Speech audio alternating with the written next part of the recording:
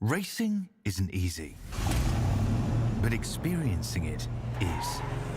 iRacing puts you in the driver's seat with the industry's leading sim racing game. Drive on laser scan replicas of the greatest racing circuits from around the world. Go head-to-head against other drivers chosen by skill-based matchmaking to ensure competitive racing at every level. Compete across all your favorite series. In officially licensed cars, engineered to deliver the most accurate driving experience possible.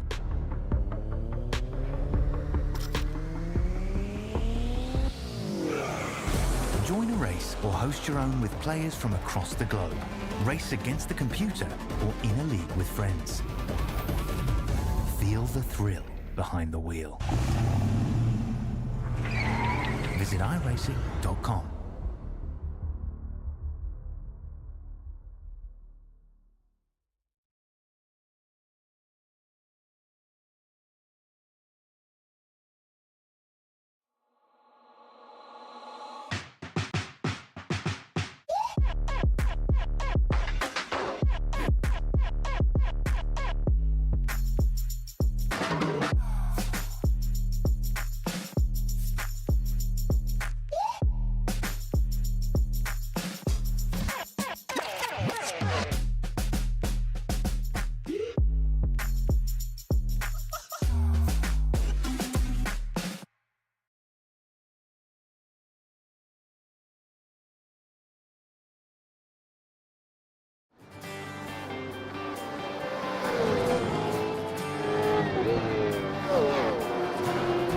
Can't wait to hear those engines roar. Hot days and summer nights, finish line in the sights. Can't wait to hear those engines roar. There'll be sparks flying, rubber burning, doors banging, tempers rising. Can't wait to hear those engines roar. There'll be hot days and summer nights, finish line in the sights. Can't wait to hear those engines roar. There'll be sparks flying, rubber burning, doors banging, tempers rising. Can't wait to hear those engines roar. They're gonna roll. Ooh, they're gonna roll.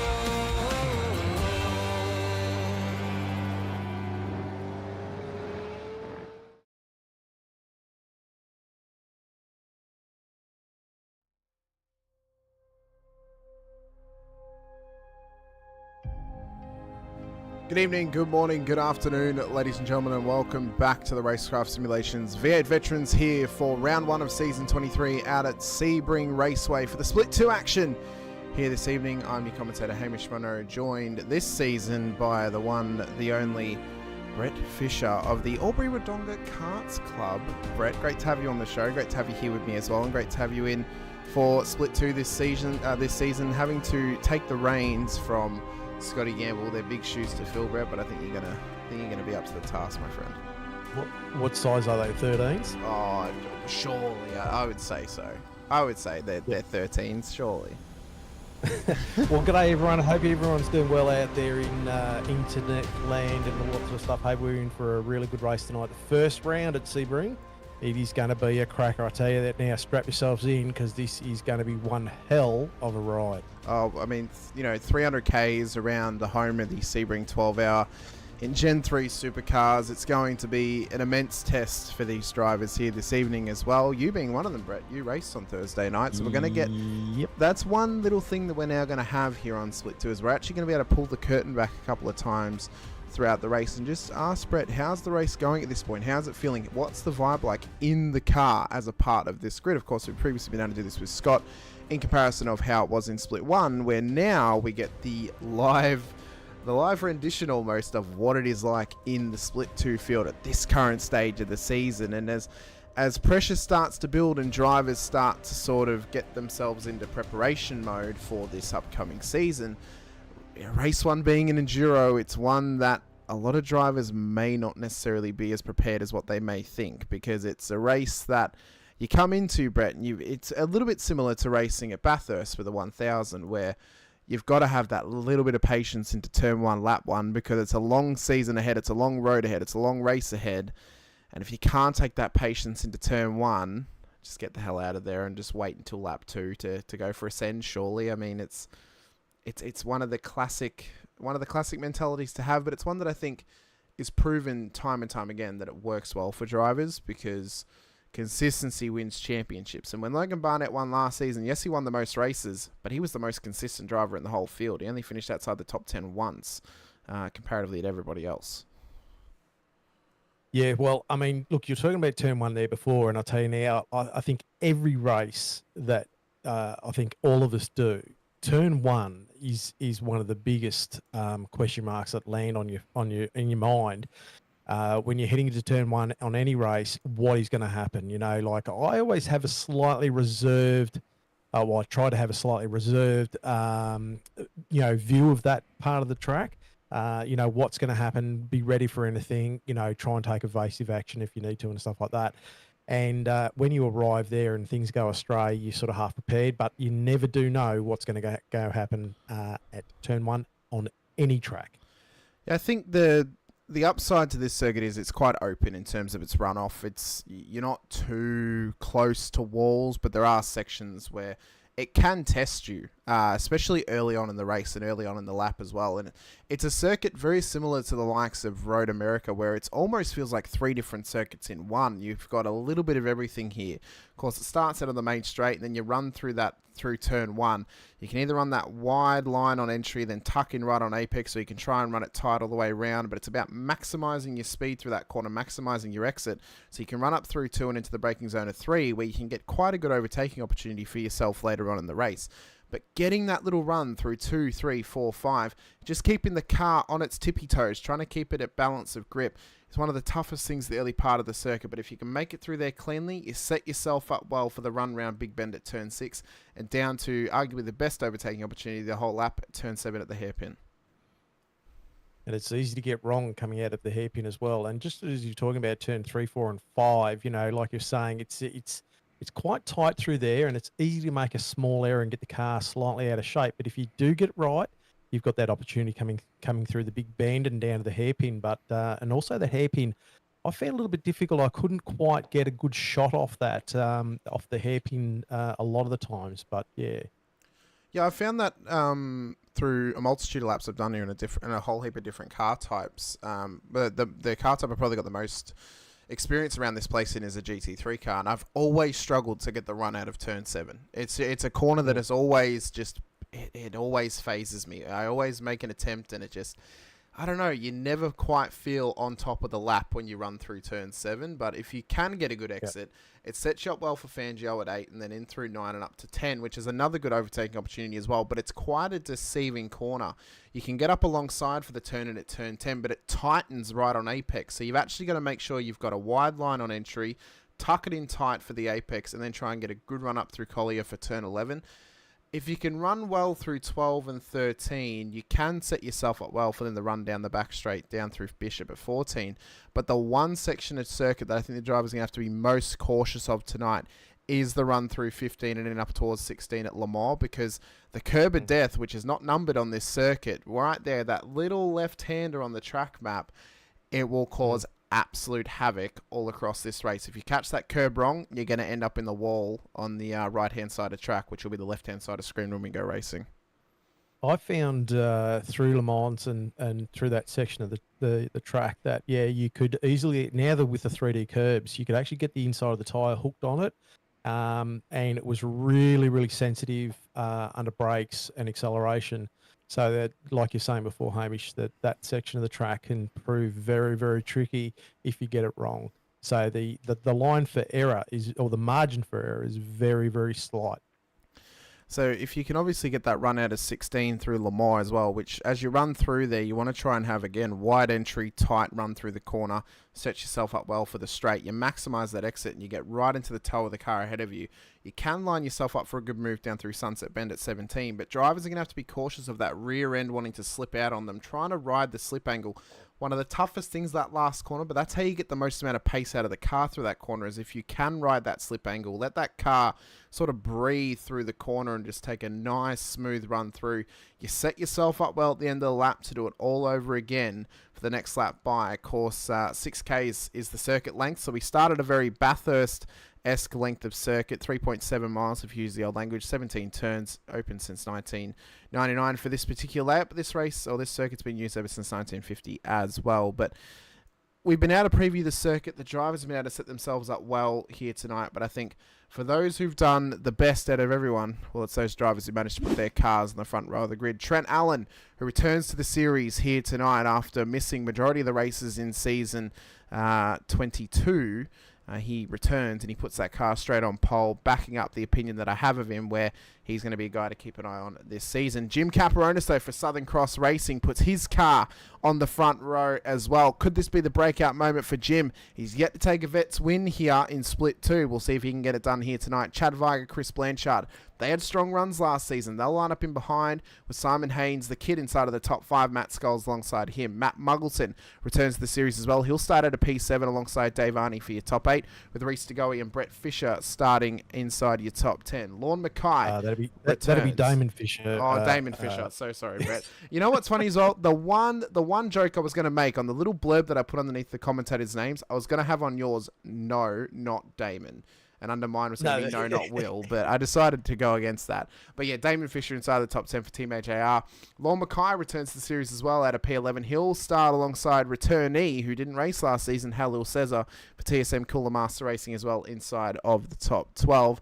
Mikey Harlan, new to the series. How does he go here tonight? Well, he starts outside of the top 14. He'll start alongside Brian Minogue, one of our promotions from Split 3 last season. They'll start ahead of Ricky Hyde at Aveda 1 Sim Racing and the new 9.5 Sim Sports driver Sean Vandermillen outside of the top 16. How can he do here tonight at his first running for that team? I'll have to keep an eye on him throughout the night. Tim Mulford of Phoenix Racing Team makes his debut into the Vets. He'll start alongside Infinity Motorsports' Shane Randall. New colours on that car this season. We'll be able to see that throughout the night as well as everyone else's new liveries coming into season 23 as well. Andrew Rushworth, who was promoted from Split 3 last season, one of the champion of that series. He starts at a P19 alongside Banter Alliance Racing's Jason Fewens for your top 20. Adrian Zeal showed some good pace at the end of last season. Can he back it up through this season as well? Only time will tell for the Team AJR driver, with Paul Burns starting alongside him. Michael Quain will then start at a P23 alongside yourself, Brett, out of P24. So a little bit of road to gain for the drivers just ahead of you, but also those behind you. It's going to be a tough run off the line for some of those guys. If they're going to have to try and stay out of trouble early here if they want to try and make up some spots. Oh, definitely. And I'll tell you what, position 24, I thought, have I done enough here and all sorts of stuff? But I did actually set my fastest lap in qualifying, so I was happy with that by probably about 2/10. So I was happy with that. Well, you've had an immense effort because you find yourself starting ahead of Matt Stoyles of East West Tasmania Racing, and the season 20 P2 in Split 2, Steve Lanyon, the man who did so well in Season 12. He nearly won the title, but John Gallen just pipped him to that one. Matt Monday, Rick Viger will then start in behind with Jamie Peters now as the lone wolf running at a P29. He'll start alongside Todd Duggan, known inside the league as Todd Dugganetti, for apparently having a pasta business now in New South Wales. So we look forward to seeing how Todd does tonight. He'll make it inside of the top 30. Dirk Lovegrove, Jeremy Bush, Peter Baxter, Michael Schroeder, Mick Clifton and Andrew Hoffman will make up our top 36 cars on the grid, with Alistair Bales, Bretton O'Brien, Scott Weston, Matt McMillan, Troy Sipple, Richard Barella, Sean Cullen, Brett Taylor, Daniel Sheriffs lining up at the back of the field. Our race controllers here this evening being led by David Coleman, Jamie Dykes in there too. I can't remember. I think it was Thomas Freeman who was the safety car driver on Thursday night. Stephen Grech, Mario Reale and Alex Kiddis will start in behind them, but I believe Kiddis may have actually joined the wrong split possibly. I'm not 100% sure. But yeah, that's our grid for round number 1. A big grid for round number 1. It's going to be immense. Huge. Absolutely huge. It's going to be an absolute cracker here when we get going, I'll tell you now. And I think I had a look at the splits. I think there was about 26 drivers in the 2.4s around here. So, it's close. It is close.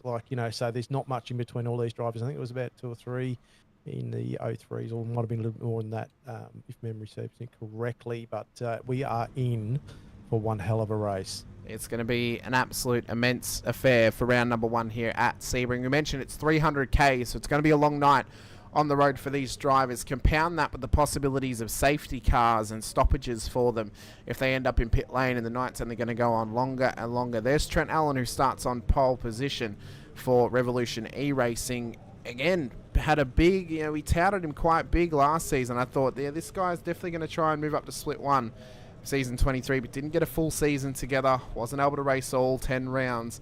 Finds himself still in Split 2 this season. I think he's one of the drivers to watch. Caperonis as well on the front row. He's shown some good pace. He's going to be one to watch. New colours on that car for this season as well. Looks absolutely immense for Southern Cross Racing. A top effort by RSW Graphics. Yep. It looks fantastic. incredible. Absolutely incredible. And as we said, there's a multitude of teams and drivers' cars we have to go throughout the field. Not only tonight, but for the rest of the season too. So we're going to get used to them as well. But they look absolutely fantastic here on the starting grid. We're only a couple of seconds away, though, from lights going up and these drivers getting themselves ready for 300 Ks around Sebring for round number 1 of season 23. The pressure's been building. The intensity rises as well. How well can they do off of this start line? Lights are up for them. And Sebring is underway. Caperonis has rocketed away off the start line. There's been a stopped car on the main straight, and someone's collected them. I think that might be Andrew Rushworth, as a multitude of cars are getting collected up now. This is going to be an early safety car here, Brett. That is huge. Like, there was cars absolutely everywhere. There's another turner there. Yep. Jim got a great start too. He was running alongside Tim Allen there through the first corner. So Jim has definitely brought the special sauce with him. He has. He's found something. Is it the new livery possibly that's found them a couple of extra horsepower? Not 100% sure, but to give the rundown, Lorne Mackay had a technical issue in that Accelerate Sim Racing car on the line. It stalled. Andrew Rushworth had nowhere to go. We'll watch a replay of that at the end of the race to give you guys a little bit of a perfect view of how that occurred. But cars have slowed up, and I believe it is the first Racecraft Simulations safety car of the season. So we've got the safety car called before the end of lap 1 for the leaders here, Brett. That means we have to wait until the end of the first green lap before CPSs can be counted. So drivers who come in now are going to have to do 2 more stops in this race to get classified here this evening. To give the rundown on some of the cars who were involved and got taken out in that moment, Andrew Rushworth, Lorne Mackay, Matt Monday's been involved, Brett Taylor as well. I believe Sean Cullen, Daniel Sheriffs were also caught up in that moment too, as well as Sean Vandermeulen was caught up in a moment at turn 1, and we mentioned Trent Allen as well, who was spun round. So that's not the start to life this season for Sean Vandermeulen that he would have wanted for 9.5 Sim Sports. Same deal for Trent Allen coming back into the series. And I'll tell you what, obviously myself being involved in that start, not involved in any incident there, but involved in the start, I tell you now, being in 24th, there was a lot of things to dodge. There was cars going left, right and centre, and sometimes you just hope that you're going to get through cleanly, and I did in this situation, but there was many other drivers that did not, and they actually got some damage, and they got some meatballs and all sorts of stuff. So it was a pretty intense start for a lot of drivers up and down the field. And, it's hard to not get emotional, especially after you've done all the practice and things like that. What's happened? Where am I now in my race? What am I going to do? How am I going to, come back from this and stuff like that? The big advantage is obviously we've got a safety car out. If you've got a meatball or if you've got a damaged car, you can get that fixed, but you've got to remember that it is not part of the compulsory pit stop. It is not for those drivers. So Caperonis will lead the field. We've just had to do a little bit of a reload here. Very, very sorry about that. That's why we've gone to blimp view to not make the cars look all grey on screen. Okay. Yeah. So Vandermeulen comes into pit lane, remembering he'll have to do another 2 stops in this race, as well as Brett Taylor, Andrew Rushworth, Matt Monday. Not that they had much choice in that matter, though. Their cars were very, very broken off the race start as well. Let's try and get a better look of this new car whilst we're under safety car for Mr. Caperonis. He did ask if we could have a look at the top of the lid, because apparently he's got, there it is there, the I believe it's Dane Palmer's unit in Ukraine. The logo is actually on the roof of the car. It's probably the best view we can actually get of it. But yeah, just showing that off for you. Wow. Well, what a start to Split 2. What a start to Split 2. Well, that's it. Look, Jim has had a great jump, and he's put the car in front at the moment. So Jim Caperonis is in position 1, Christopher Blanchard in 2, Matt Muggleton in 3, so he's up 4 spots after that start, so he'd be happy with that.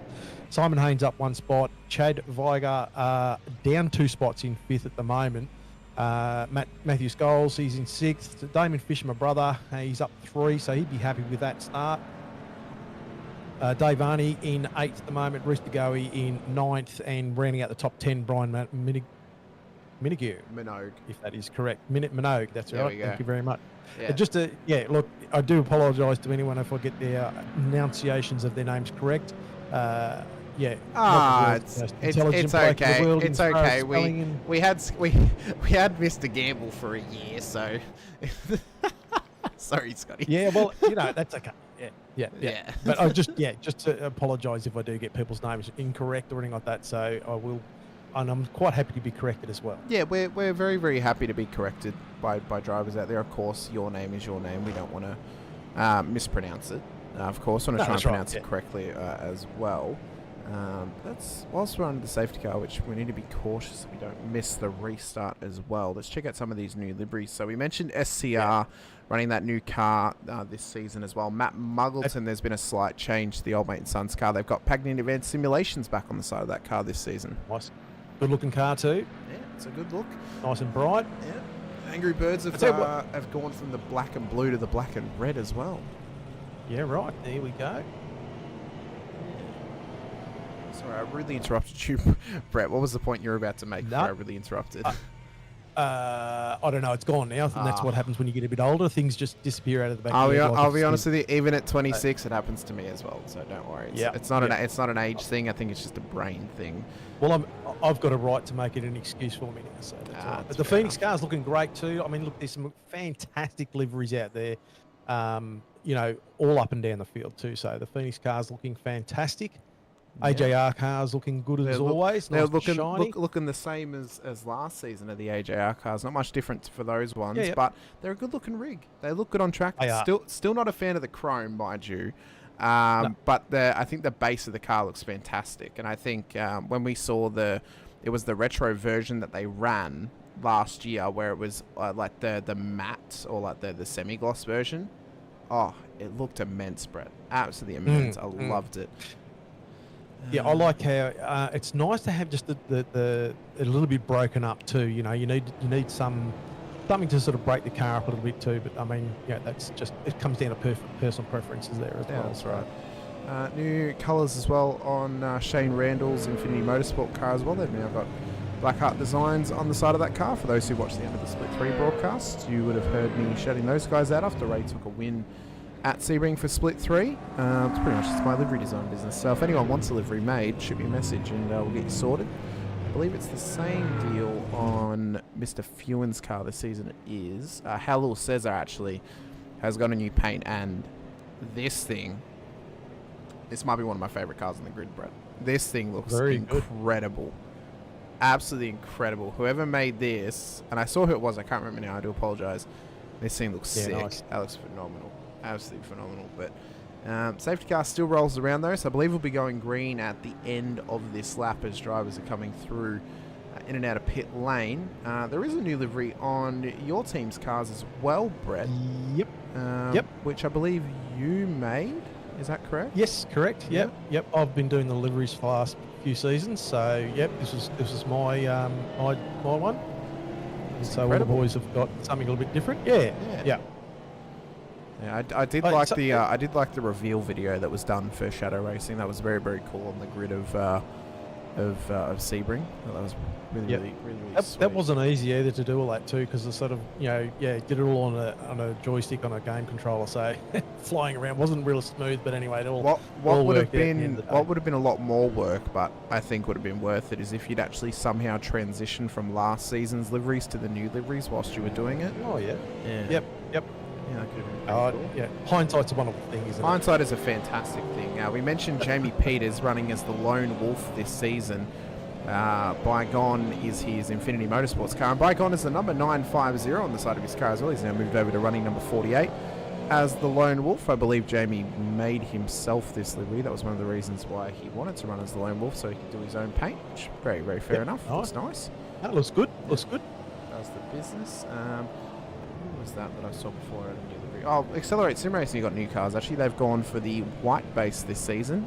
I do prefer it over the black, I must say. I really like it. It stands out, looks the goods. I'm liking the Accelerate cars. Yeah, nice clean lines. The cars, those cars have always looked good. So yeah, fantastic. Yeah, they look incredible. Peter Baxter as well, new coast to coast retro-esque livery for him. Of course, they like to run some retros for their season liveries. So, of course, based on the old 2005 or 2004 Paul Bull Racing Super Cheap Auto cars is that one. And then we'll run through the rest of them throughout the race. But safety car is going to be coming in at the end of this lap. So we're getting our first green lap next time by. If we survive without a safety car, that is then when the compulsory pit stop window will open. And for those who aren't aware of what that rule is, if a safety car is called before the commencement of lap 2, it means that the CPS window extends to the next available end of green lap. So, for example, if it hadn't been called on lap 1 and then called on lap 2, that would then be an acceptable CPS period because the leader would have run a clean green lap before the safety car was called. So, as it pulls away, we prepare for green flag running and we prepare for the, hopefully, first full green lap of season 23 here in split 2. Come quite away from the cleanest split of last season, Brett, to then immediately in round 1 having about a 7-car pile up before turn 1. Oh yeah. And last year was a really clean run. It was actually really good. It was pretty good. But I mean, hey, got the rest of the season to untangle or tangle stuff up. So That's right. We'll see how we'll see how all this rolls. Jim's just put the foot to the floor in his way. Got a nice little jump there away as he comes through Sunset onto the front straight there. So he's got a crack in it. He's got a jump there, so that'll be helping me out, take the pressure off into turn 1 anyway, and see the gaggle of cars coming through the end of Sunset now. He's done incredibly well for that restart. Blanchy's gone right with him off of this restart. Lap 4 of 42. So as I said, if we survive this lap without a safety car, this will then be the start of the compulsory pit stop window for the drivers. So we'll see how that pans out for them. A critical lap was around about lap 15, depending on their usage here tonight. So they've actually gotten some free laps down. If they were saving, Brett, they could have possibly actually saved as much as a full lap worth of fuel, which could pay dividends later in the race, seeing as it means drivers could take 5 litres less across both of their stops here this evening if they've managed to do so. Yeah, I clutched all the way through that safety car period as much as I could. So, yeah, I was right onto that.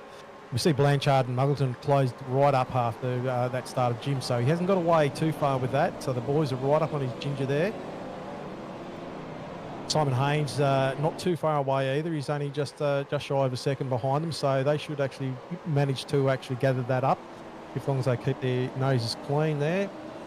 Keep their toes dry and don't dip them too far into the pool, and they should end up okay. So, but I mean, this is good signs for Simon. I mean, he's struggled for periods of last season and the season prior, but he's had some absolutely phenomenal breakout moments as well. And I think if he can have a good start here tonight, keep this car inside of the top 10, probably the perfect way he could hope to start the season. Even if he drops a couple of spots as a net loss across the race, if he can keep it inside the top 10, you couldn't really ask for a better way to start the season, surely. Well, that's right, yeah. I mean, and Simon is one of those drivers that is a racer. I mean, we're all racers, but you've got races and you've got races. And there's no backing off for Simon. He wants to actually be there in the action all the time and actually just take it to the guy in front of him. Sometimes you can sort of come unstuck by not thinking about the bigger picture, and sometimes it works for you. So it's just a matter of what game are you playing. You're playing the game on the race, or you're playing the game on the series. So of course Matt Scholes just at the fastest lap of the race last time by, the season 18 split 2 champion. 204.36 the last time by for Mr. Scholes. An immense effort from him and an immense lap as well. Could this be the comeback season for him? Back to winning ways, back to full form for Matty Scholes. We'll have to wait and see. It's a long season ahead as Muggleton. He wants this move. He wants it at turn 7, but he's not quite willing to. Maybe he's just trying to bait Blanchy into over defending and then opening up the door for him a little bit. Yeah, just showed the nose there coming into that turn, and he had some pace on him. Whether he's just a little bit late on the brakes, and but no, look, he's having another little look there. He's just showing the nose again, so he's trying to actually just sort of make sure that Blanchard's just aware that he is there, and look at that. Simon Haynes is now right on the back there as well. So, yeah, it's and look at that little gap now that's opened up between Jim and Blanchard now. Obviously, he's noticing what's going on, and he's actually taking a little bit of evasive action. Yeah, I think Blanchy really has to start to come back at this now. He can't let Jim run away. As Vandermeulen and O'Brien have had a moment further back. Vandermeulen off the road down at turn 10. Tries to get this thing back on the road. And at this point in the race, I mean, there's plenty of time for him to come back. But is it almost a write-off for round one for Vandermeulen? Does he maybe just need to, self-reflect, try and get it to the end, and then come back at Bathurst next week, refocus and push on and try and salvage something at this point of the season? Look, as a driver, you never write anything off, and anything is possible. You always keep your head down and keep firing away. Who we got here running? Blanchard and Muggleton. They're running wide at the final turn. I have to wonder if they maybe had it coming together, because Blanchy's having to come into pit lane, and there's big damage on that car. Huge damage on that car. So that's really fortunate that he was right there at the entry pit lane. So that's good and bad in some respects. But we've got another car up on the inside there. Yeah, that was Fewens. Oh, it's getting tight here. Two of the SLS boys have reached to go in. Brian Minogue. Fewens wants a line and a pass on Shane Randall. This is for P10 on the road. So these guys have had a good sort of gain off of that those lap one incidents that happened on the main straight and off the exit of turn 1. So these guys now find themselves fighting for a top 10 spot. Could they be fighting the whole race? They may just have to think, hey, let's be a bit patient here. It's a long big race. Dive on the inside. Fewens. Yeah, he's got himself right up there. Can he get this done? A bit of a door, but a good move. Yeah, but can he hold on? He would have lost a little bit of speed out of that corner coming just to try and sort of keep the car away from... sorry, gone blank there for a second. But no, he's managed to pull that... Thank you. He's managed to hold that off, so he's done... That was a good pass. Look at this bit of 801 sim racing teamwork on Halil Cesar. Burns gets through. Ricky Hyde, can he do it just yet? I don't know. Cesar's been caught on the outside. Ooh, yeah. Hyde gets through. Great job from them to make that move done. So good teamwork here from a couple of drivers, of Minogue and DeGoey further up, and then of Burns and Hyde just outside of the top 10. So watch them all to start working together to try and fight their way forward. Sorry, Hamish, that's a really hot little pack there, between 11th and right up to probably about 15th, 16th. That was pretty intense. As we look at another move here, this is a tight one. Is it a bit of over-under here? Mikey Harlan and Michael Quain. Unfortunately, Mikey's livery's been censored. Oh, actually, we've had to, because this gets pretty hot here. Yeah, it does. Unfortunately for Mikey, I'm sorry, Mikey, but your livery's had to be censored. For split 2 tonight. I do apologise. So Quainy's gone on the inside here through Sunset, but Quainy's just pulled up on the inside of him, and are they going to rub a little bit there? I tell you, I was sitting in the box seat here, and I thought, oh, geez, Quainy's just come out a little bit slow out of this corner. I thought, oh, well, I might as well send it up the inside and see how I go here. And I'll tell you what, a little bit of a rub there. We've come together. It's a bit more than just the coming together, Brett. You guys have just had a little bit of a tussle in a back alley. I mean, you're having a good little punch on at this point. Oh, yeah. Look, it was good that we were both able to sort of keep on keeping on there. But, it was pretty intense there for a couple of seconds. And unfortunately, we both lost a few places there. So it's one of those things in racing, isn't it?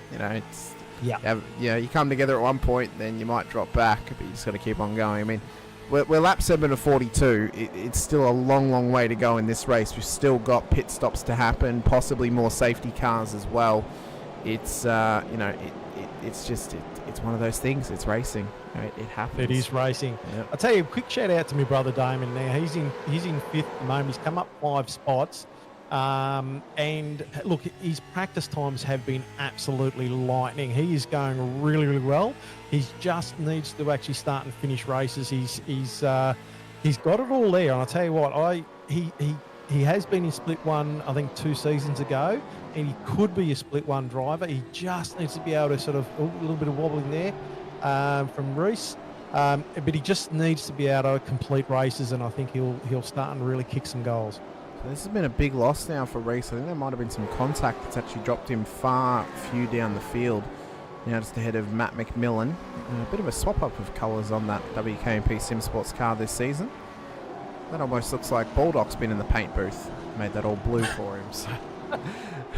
I did put the challenge out there that Baldock should have to race in the Camaro this season, since John did a Mustang season quite a few seasons ago. I think all's fair.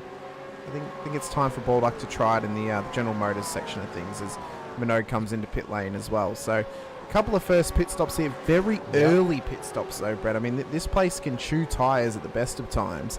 Don't particularly want to be going on too long of a run if you can help it. I suppose maybe they feel they can keep the tyres in check at this point of the race. But that is a pretty early stop, and we don't know why 100%, but obviously they've made their choice, and to see what happens. But look, there's a lot of movers there at the moment too, and there's a lot of little battle packs going on. So the racing is pretty furious at the moment, and we're only 8 laps. Is that right? Yeah, we're lap 8. We're lap 8 Sorry. of 42. I mean, it is like we're going by quick and fast. The laps are not going down quick and fast though, but there's a heap of incidents that are occurring. Ooh. So we have to hope at this point as Steve Lanyon starts to put some pressure now on Jamie Peters. Good to see Lanyon back in the series as well, back in the field. Of course, harvest is over, so hopefully he can now put a hard push on finally claiming that Split 2 title that he missed out on just under a year ago. So hopefully he can do it. Michael Schroeder just in behind him as well. We know what Schroeder can do, former Split 1 driver. He'll just be trying to fight his way through the field here tonight, try and get a solid start, a solid groundwork to his season. And I suppose as well, Brett, one thing to make is if you miss out on the top 10 in round 1, it's not season over. We know how chaotic and challenging it be. We got Bathurst next week. Anyone could finish in the top 10 there. I mean, it is literally a track that will make or claim your season. So there's plenty of time to come back if you don't make the top 10 in round 1. Plenty of time to try and fight your way forward. It's not necessarily... Jim may be 3.6 seconds ahead right now.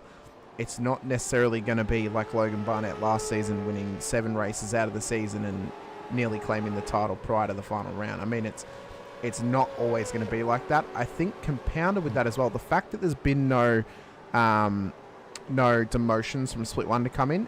All these guys, apart from the new guys who've come in, and apart from those who've been promoted from Split 3, all of these guys raced together last season. So they're aware of how they act on track. They're aware of how they race.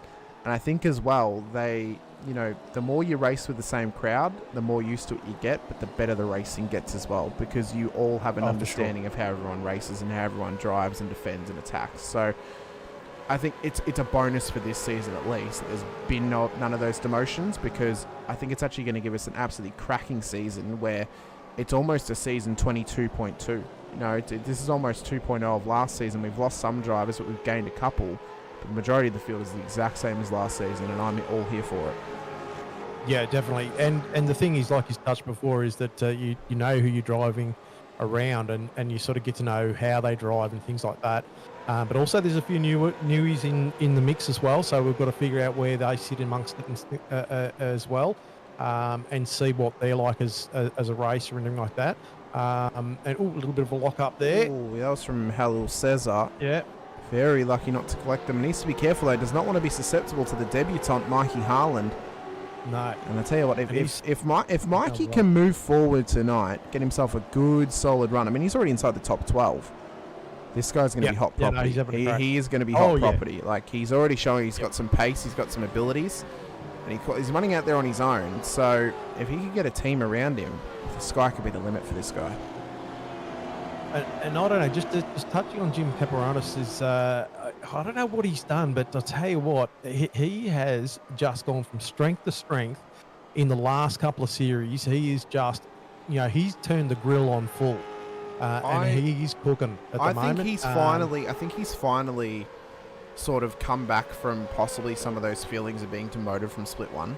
I think maybe he's found himself again a little bit, and he's feeling a little bit more confident. As I said, he's got, an absolutely sexy race car under his bum. I mean, this thing looks immense, and I think for the car to look the part and him to be driving the part is a great combination. And I think for him, I mean, you know, he went through some struggles of figuring out where he wanted to be in a team a couple of years ago, went to WKMP Sim Sports, had a little bit of success there, and then backed his friend Hoffy in with Southern Cross Racing, towards the end of last year. And I think now this is where it's going to start to pay dividends. This is where he's going to start to get the reward of backing in Hoffy, because, you know, last season and even the season prior were kind of the building block seasons for this team. This is now the season where they've now got a driver in Split 1 in Wayne Sanderson. Let's push on. Let's get another one in Jim or in Hoffy if he can get a season together as well. Let's get a couple of cars up there, and let's try and make this team a Split 1 team filled with drivers formerly or currently in Split 1. And I just noticed in the YouTube chat that Jim is just saying that it was and as you said, Hamish, it's the drivers he's surrounding himself with, so they have actually lifted up. And which is great to see, and it's what you need. It's what you need, you know. Like, it is, it's tough. It's tough. Sometimes when you sort of get yourself stuck in a rut, you don't know what you need to do to improve. You feel like you're sort of just lapping the same times. What can I do to improve? And you know the guys around you in your split are going faster, and you're going, well, we're all on the same setup. What am I doing wrong, or how can I improve? And that's the questions I continue to ask myself as well.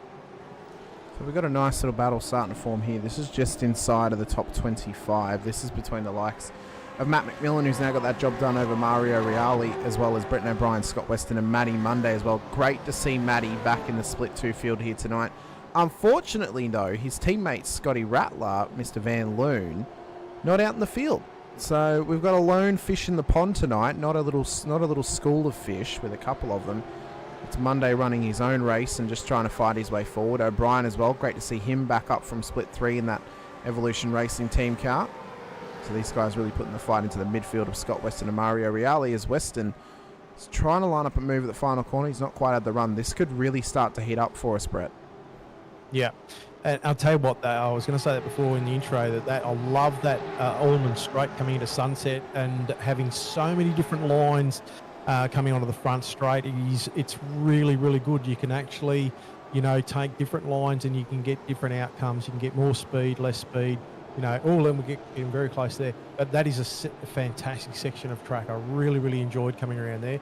And I don't mind the bumps in the track either. It sort of bounces the car around and you can feel the grip biting and that. But it's really, really good. These guys are having a great battle side by side. A little bit of a twitch there coming out of that corner there. The 3 and 5 and 6. And they're still side by side. Oh, here we go. Oh, there's the contact. Oh, yeah, Weston backs it off the road. Yeah, we often say hold your brakes, but I think for Weston there, that was the smart play. Just back it off the road, get it out of the way. Yeah, no one was coming just yet, and just plant the foot. So that worked out pretty reasonably well. We'll see what race control say about it, and if any of them's going to be copping a penalty for that moment as well. But I mean, a great battle on hand for us here, and it's really starting to intensify for these drivers now, especially up inside of the top 10. Are we right on board with your brother Damon Fisher? I feel like I've just given you free air now just to give the opposite of plaudits to Damon here, Brett. I feel we have an opportunity now for you just to slag him on the microphone every single week if you would wish. No, I don't want to do that. No. He's good. He's, you know, look, I have actually always been a little bit faster than Damon in the sim. But, you know, Damon's spending some solid time in the sim, and he's getting quicker and quicker and more consistent. And I'll tell you now, as I said, he's driving his nuts off right about now. And as he comes down that front straight, having a look on the inside here, see what he can do here. Is he going to be able to stick that move? That's a great move on Matty Skulls. Yeah. Still side by side. It's still side by side. See what comes through here. No, still side by side. So really, really good driving with great awareness from these guys. Hopefully we can come out unscathed other than that from that last incident. Dave Arney wants to get into it too. Impressive. He wants it. That's what's going to happen, isn't it? Yeah. It's so inviting for someone else to come through, and then what's happened. Dave Arney's gone on the inside. Now Dave Arney's trying to have a look on the inside as well. This is pretty lean, very lean. Oh! Down at turn 7. What happens? Yeah, you could feel it coming, couldn't you? I mean, you can only go side by side. And look at that, poor Vandermeulen getting caught up again. Your heart has to break for Sean at this point. That is just an unfortunate moment for him. Nowhere he could go to avoid that one. But yeah, that's just unfortunate for Dave and Matty. Oh, and it's so hard too because look, in these cars, I'm finding, and other drivers might find it different, but I'm finding very hard to pass. It's hard to sort of, I'm probably lacking a little bit of confidence in the braking and stuff like that. But in a situation like that, like Dave's just taken the opportunity and he's just gone, how things are happening here. He's slid up the inside, and it's those decisions, can sometimes come off and sometimes not work for you, But that's what we do. We're racers. We're not here to follow each other around and say, well done. It's we've got to test ourselves. We do as we ride with Todd Duggan. Of course, change of livery for that team this season after the departure of Sean Vandermillen. They've now got the self-sponsored livery by Nova Sim Sports. Of course, another Split 1 driver now in their team of Stacey Boyd. Great to see Stacey up into Split 1 this season. We'll see how well that our previous resident American does now. Split 1's resident American does for that team as well, and how Todd can do this season too as almost the Lone Ranger for Nova Sim Sports. He wants to try and get a move on Rick Viger. These guys have tangled many, many times in Split 2. Of course, rivals for a season or so. And they continue this battle, even though it is, a bit deeper in the field here, Brett. I mean, this is one of the good measuring sticks I like to pull out of. This is where the measurement system has changed and everyone's kind of dropped down the pecking order. It's where you are. It's where the numbers lie. These guys are still as fast as each other, but you look, nearly 10 seasons ago, this was the top level of Split 2. Like, this is where is where P1 and P2 were, and how that's now all drastically changed. And you only need a few things to happen during your race, and you're still around guys that are actually running the same sort of lap times as yourself. So it's, you know what I mean? Like, it's hard. You're not going to have those guys that are just, have a bit of an oops and then blast back up the pack towards the top end of town, because you're all running the same sort of lap times. And it's interesting to see how much damage Rick Viger's actually carrying there, but it's really not affecting the car. So, I mean, he's lost his front splitter, but he's still punching out some pretty decent times there and keeping Todd Duggan at a bay.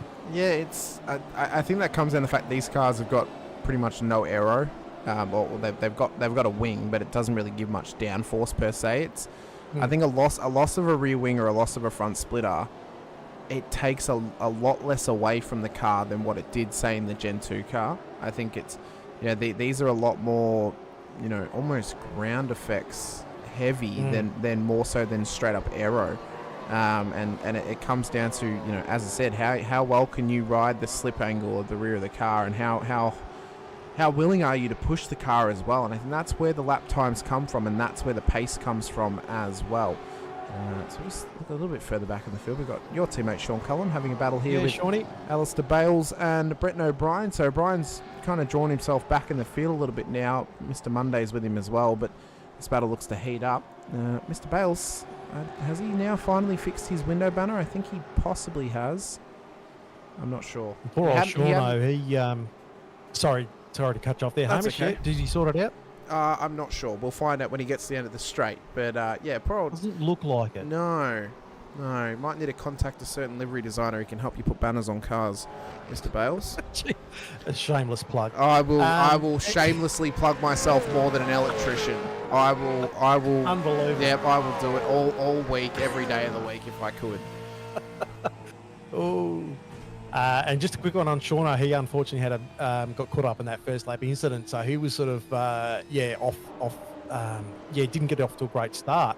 But also he had a bit of cancer taken out of his hand, so he's got stitches on his hand. I think it was about 20 stitches on one hand, and he's actually going to get another session, I think, done this week. So he's still in there having a crack. And I'll tell you what, driving with a bit of an injury, so to speak, on the hand, and still doing okay. So in the span of about 30 seconds there, Brett, you've just given us now probably, if Sean ever wins a race in Split 2, that's probably going to be everyone will like that moment if that happens now. So you've just, but that's a fair effort for Sean. I mean, so glad that he's still racing with us and he's still going as well. But yeah, Sean, if he wins a race now, everyone is going to be cheering for that to happen. So You've Of just course. gained. You've And just also, gained Sean what a Cullen an cracking immense looking amount of. car, It looks fantastic. We are horrid people. We are absolutely horrid people. We just. As I said, we're lucky we're not Sparkies, because we plug way too much. I must say. Yeah.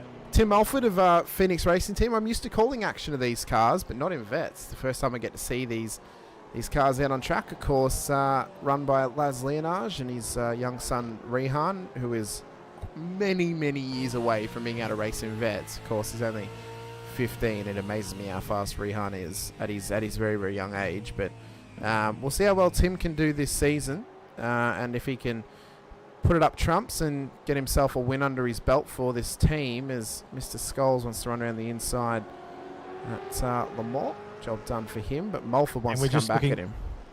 We're just looking also a few pit stops happening now on lap 15. We've got a few guys starting to come and cycle through their pit stops, so it'll be interesting to see where they come out. Yeah, and how this now affects the race. So these guys are going to lap 15. This was critical lap to get home on a single stop, but of course they still need 2 CPSs in this race if they haven't pit up to this point. But we would expect them to now be able to go to around about lap 17, I think, is if they save the laps worth of fuel under the safety car, is now the new limit to that, what they can go to before they run out. Previously it would have been to lap 16, I do believe. So, if they're willing to, they can push it that lap longer, and they can take that lap's less worth of fuel, which will then help their run home. So, if you come in and say you want to do the split of, which I think is roughly 63 litres, you could change that to 58. Still take 63 on your second stop, and all of a sudden you've gained, I think it's 2.3 litres per second fill, so you've saved about 2 seconds in the pit stop. And don't forget, we also had that safety car for the first couple of laps too, so that's going to extend them out a little bit further as well. So I think I did see 1 or 2 drivers pit on about lap 18, so they really extended that. Yeah, so they managed to push it out just that little bit further, as I believe Todd Duggan had a moment there, but he's kept it going, it seems. So maybe just a minor spin for Todd. Good to see him back out in the field this season as well. Hopefully he can continue his nice run forward. As for Matty Scholes and Tim Mulford, this battle continues on now. So for Tim, who's multiple-time race winner elsewhere, and for Matty, who's a multiple-time race winner here in Split 2, Tim's, he's a little bit far away from getting a teammate in this series, I do believe.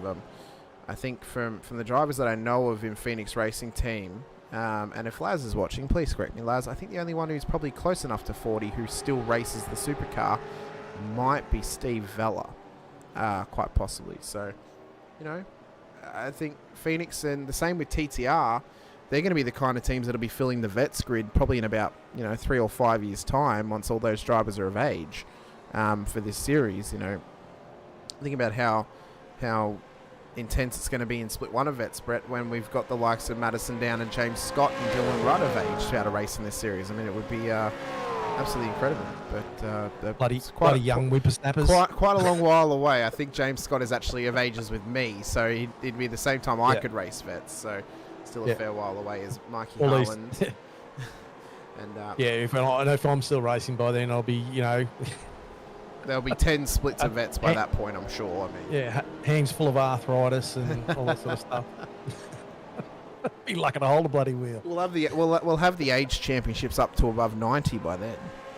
Oh Jesus! Can you imagine that? Oh, what's going on there? I'm just going to steam a sim road. You'd almost need a crane to pull you out of the seat, a bit like the stair lift. Yeah. Put the old dependables on. Exactly right. Just keep yourself ready and firing to go. So, this is a nice little battle pack too here, isn't it? It's probably the closest little battle we've got going on track at the moment between these 3 guys. Yeah, and it's intensifying for them as well. Absolutely intensifying, which is fantastic to see. And as we mentioned, I mean that this race being a longer race, we spoke about it pre-show. We are going to get that lull period eventually, where we're going to be talking about random things, because it's the nature of racing. The most intense moments of a 300k race are the first 15 laps and the last 15 laps. You've still got 18 laps in the middle to fill to get you to the end, or 12 laps in the middle, whatever it may be. So, you know, this now is, and we mentioned it quite a lot on the broadcast, of buying a ticket to the end of the race. You're buying a ticket to the end of the race, and if you can get a ticket to the end and you get yourself in a positive position, as more cars are in pit lane, Viger, Burns, Bush, Baxter, McMillan, Reale all in pit lane now. Quite a few drivers have pushed it out to this lap. Of course, Caperonis, Haynes, Fisher, Randall, Zeal, Trent Allen as well. But if you can buy a ticket to the end of this race, Brett, it's not just the end of this race. It's almost like your Subway rewards card. You get a punch on it to, you know, and you get 10 punches in a row, you got a championship, you know? So it's... Yeah, definitely. Yep. You know, and that's the way I think about when I'm racing is, you know, is it worth, you know, making this move to possibly, you know, minimise your mistakes, minimise your you know, those chances that, you know, something can go wrong. But look, Jim's opened up, you know, nearly 8 seconds now, so he is cracking on with it big time there. Simon Haynes in second spot at the moment, and brother Damon Fisher in third, so he's doing well. Randall in fourth. Zealy, he's doing all right too. He's up 16 spots, so he's having a cracker. He's having a real good one. And Allen is on the comeback train after getting spun lap 1. So he's yet to come through pit lane. He caught no damage, it seems, off that moment. So this has now played out well. He could find himself inside of the top 20 after this pit stop, which would then mean he just has a nice run to second pit stop territory, where he can then just continue running his way forward and maybe get this car back inside of the top 10 by the end of the race. As Caperonis is in, Haynes follows him in as well. So we expect all 6 drivers to keep on coming into pit lane as Fisher joins them. Randall as well. See if he can get the front end of that car fixed up. He does come into pit lane. Adrian Zeal. Yep, he does not want to risk needing a jerry can on the other side of the circuit, so smartly comes into pit lane. Trent Allen follows him in too.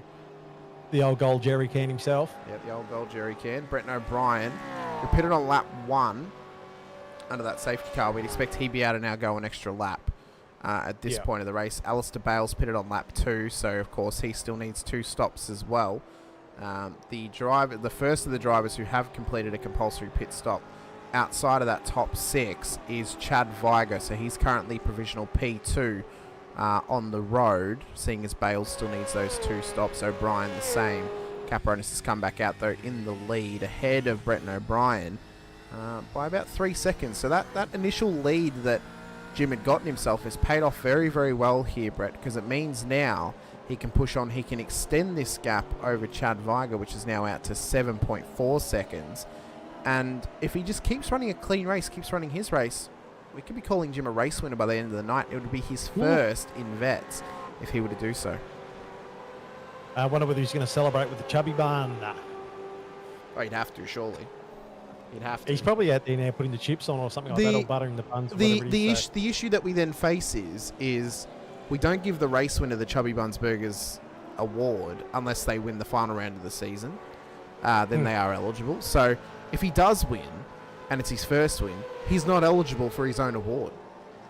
No, but he can still have a chubby bun. He can still have a chubby bun anyway. I'm still waiting as Mulford and Dave Arnie have had a moment further back off the exit of turn 8. So Arnie has been spun round, and I think Mulford was involved, but he's kept it going. So not sure who's at fault for that one. I'm still wondering when Jim is going to bring chubby buns to Victoria. I'm disappointed, and I'm patiently waiting, as much as Simon Haynes waited to get into vets, for Chubby Buns to announce they have a Melbourne location somewhere. Maybe you need to talk to him about opening up a franchise. I don't have the money for a franchise. I also don't have the time for a franchise either. That's not the right attitude. Come on. So we're getting in towards the halfway point of this race now. 18 laps out of 42. About to start lap 19 for Jim Caperonis at the front end of the field. He's led every single lap of this race since he took the lead on lap 1 from Trent Allen. It's been a perfect run for Jim Caperonis. And the only lap he didn't lead, well, actually no, he still came out the lead actually, so he still hasn't actually lost the lead of this race at any point since he took it. So even though O'Brien has gone now 2 laps longer, he did not manage to get past Jim as he rolled past pit lane. It'll be interesting to see once all the second round of stops has been completed, to where the field sort of sits. Obviously, because there's going to be people on different strategies. taking more and less fuel and things like that. So once all those second round fuel stops, pit stops have been taken, it'll be very interesting to see where everyone starts to lie and how the thing starts sorting out. Look at this gaggle of cars coming down the main straight too. Fantastic stuff. So your fastest lap of the race still sits with Matt Scholes at the 204.36 that he set so many laps ago. We've had the question from Dane Palmer, does the paint look better on the Mustang or the Camaro? I personally am preference to the Mustang in general, but I also do think it looks better on the Mustang just personally, but it does look the business on the Camaro as well for Southern Cross Racing. So I think both cars look immense, but I am at preference to the Mustang at this stage for me personally, but everyone has an opinion, and it's just like, right. you know, everyone's okay to have their opinion. We live in a free country, we live in a free society. Just because I like the Mustang doesn't mean everyone has to like the Mustang, Brett. I'm sure you may prefer the Camaro, seeing as you race a Camaro. Look, I don't really necessarily have a preference one way or the other. It's just something I was with the Holdens last time, so, you know, I'll just stick it over. I actually did think of swatching. It's an interesting word. Swapping to the Mustang, but and I know there's a couple of guys, John Latham, he's actually switched to the Mustang now.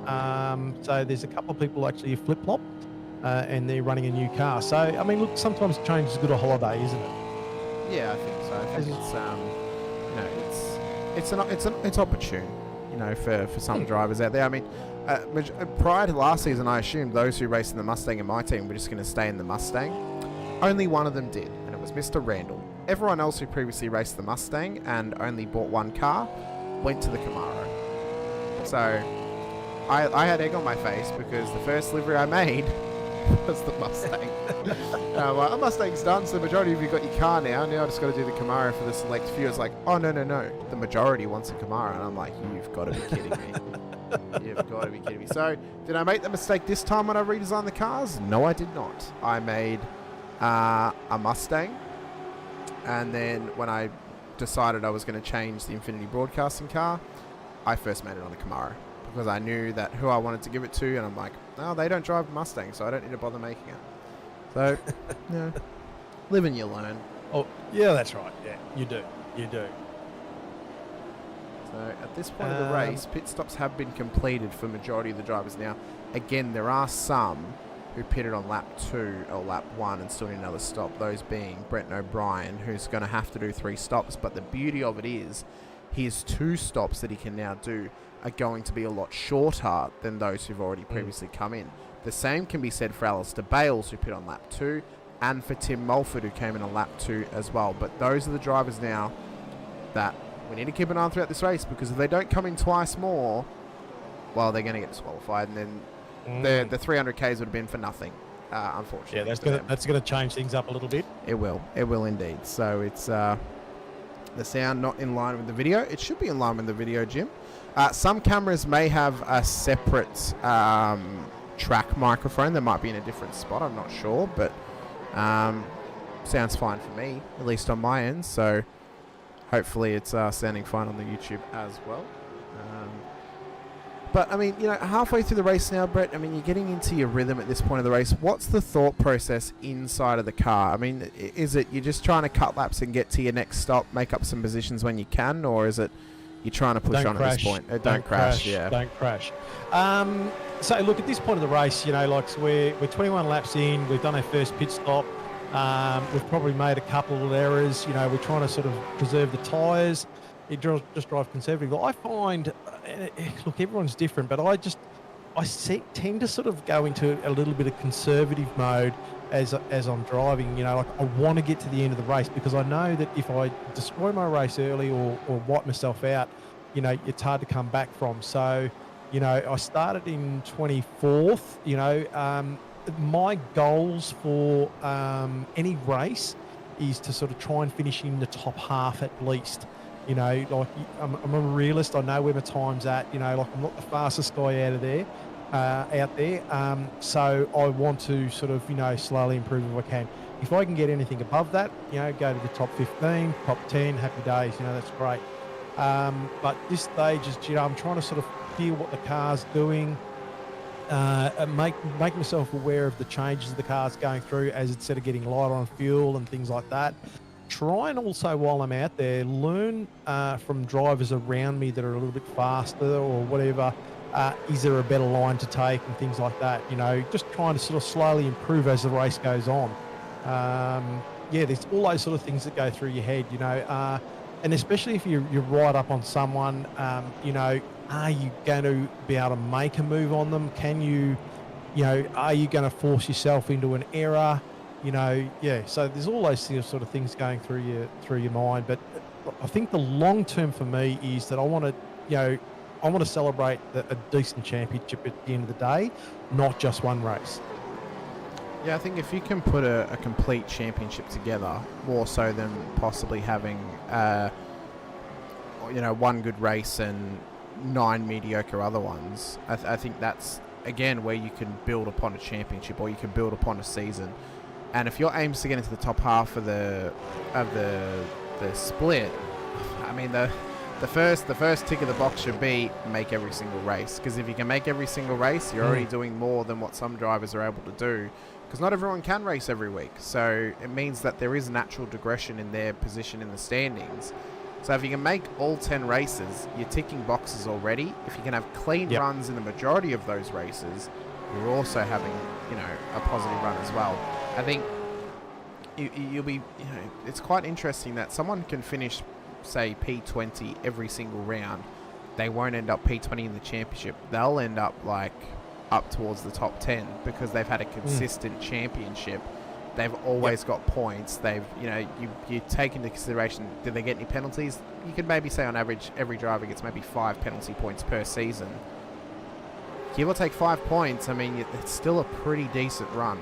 And sometimes it gives us those surprise packages as well, where you don't expect a driver to be in the top 10 of the championship, but it's, well, actually, they ran around about the top 15 all season, and they ran every single race. There's always going to be opportunity for them to get points, and they're consistently doing it. So because they're consistently doing it, and other drivers have had some poor runs, they've naturally gotten past them in the standings. Yeah, exactly. And that's the thing is, you know, like, and that's what I was talking about before, is that, you know, are you a racer that wants to win races? I mean, look, we all want to win races. There's no two ways about that. But there's things that are achievable, and there's things that are kind of outside of our grasp, you know, and we can push a little bit harder than what we probably out of our comfort zone, out of our, you know, make those small mistakes. So they're the choices you have to make live on the track, you know. Do we make a brake adjustment here? Do we, you know, like when you're right up on someone's back, you know, how hard do you push? Do you try and force them in a mistake, you know, or do you, you know, overdrive the car yourself to try and make a pass? You know, they're all those things you need to consider at the time. You know, I mean, look, and not to pick on anyone in particular, but Simon Haynes and I had a chat last season, you know, and we sort of like talked about.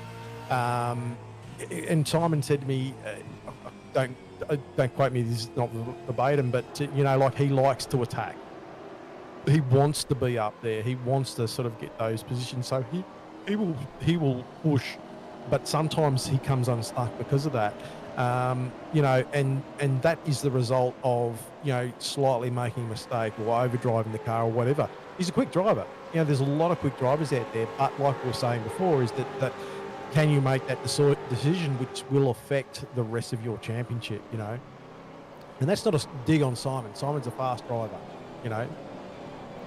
I think he's a fast driver. He's a very, very talented driver, but I think there are some cases where certain drivers sometimes fail to see past their visor, and they think outside of their helmet of, where does my championship sit? And, you know, sometimes as well, that's where then the benefit of some drivers having a spotter can play to their advantage, because the spotter can be there and just be like, it's okay, you know, just take your time, take it easy, we've got a lot of time in this race to make up, you don't need to push so hard just yet. And obviously the more time you then spend with your spotter or your race director and then share with them. Wouldn't it be nice to have a spotter? No, just ask Shane Randall. He gets a spotter every week. But no, but you know, it's one of those things of, it's a small thing, but it's a big benefit, and especially if you're a driver who's out there on their own, having a spotter is a massive advantage, because it means that, yes, it's good to have teammates in the field with you and they can call things out, but when it's someone who's out of the race and they're sitting there and they're watching it from every single angle and they can see everything that's happening outside of your car, it's such an advantage. Sorry, Hamish. It is a great move. Sign there. Yep, I'm lucky. Yeah, look, exactly. And I'll tell you what, that's the thing that sort of, and he's almost got that done. Let's see how that turns out in the front. No, he's got that move done. He's Marlon's trying to come back down the straight here, but he does have that completed, so that's good.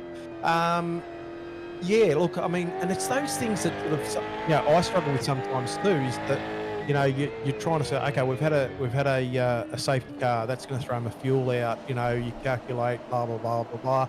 And you're trying to drive, and you're trying to make sure all those other things that are going on around you are still happening, and also try and do those calculations in your head and say, how much fuel do I need?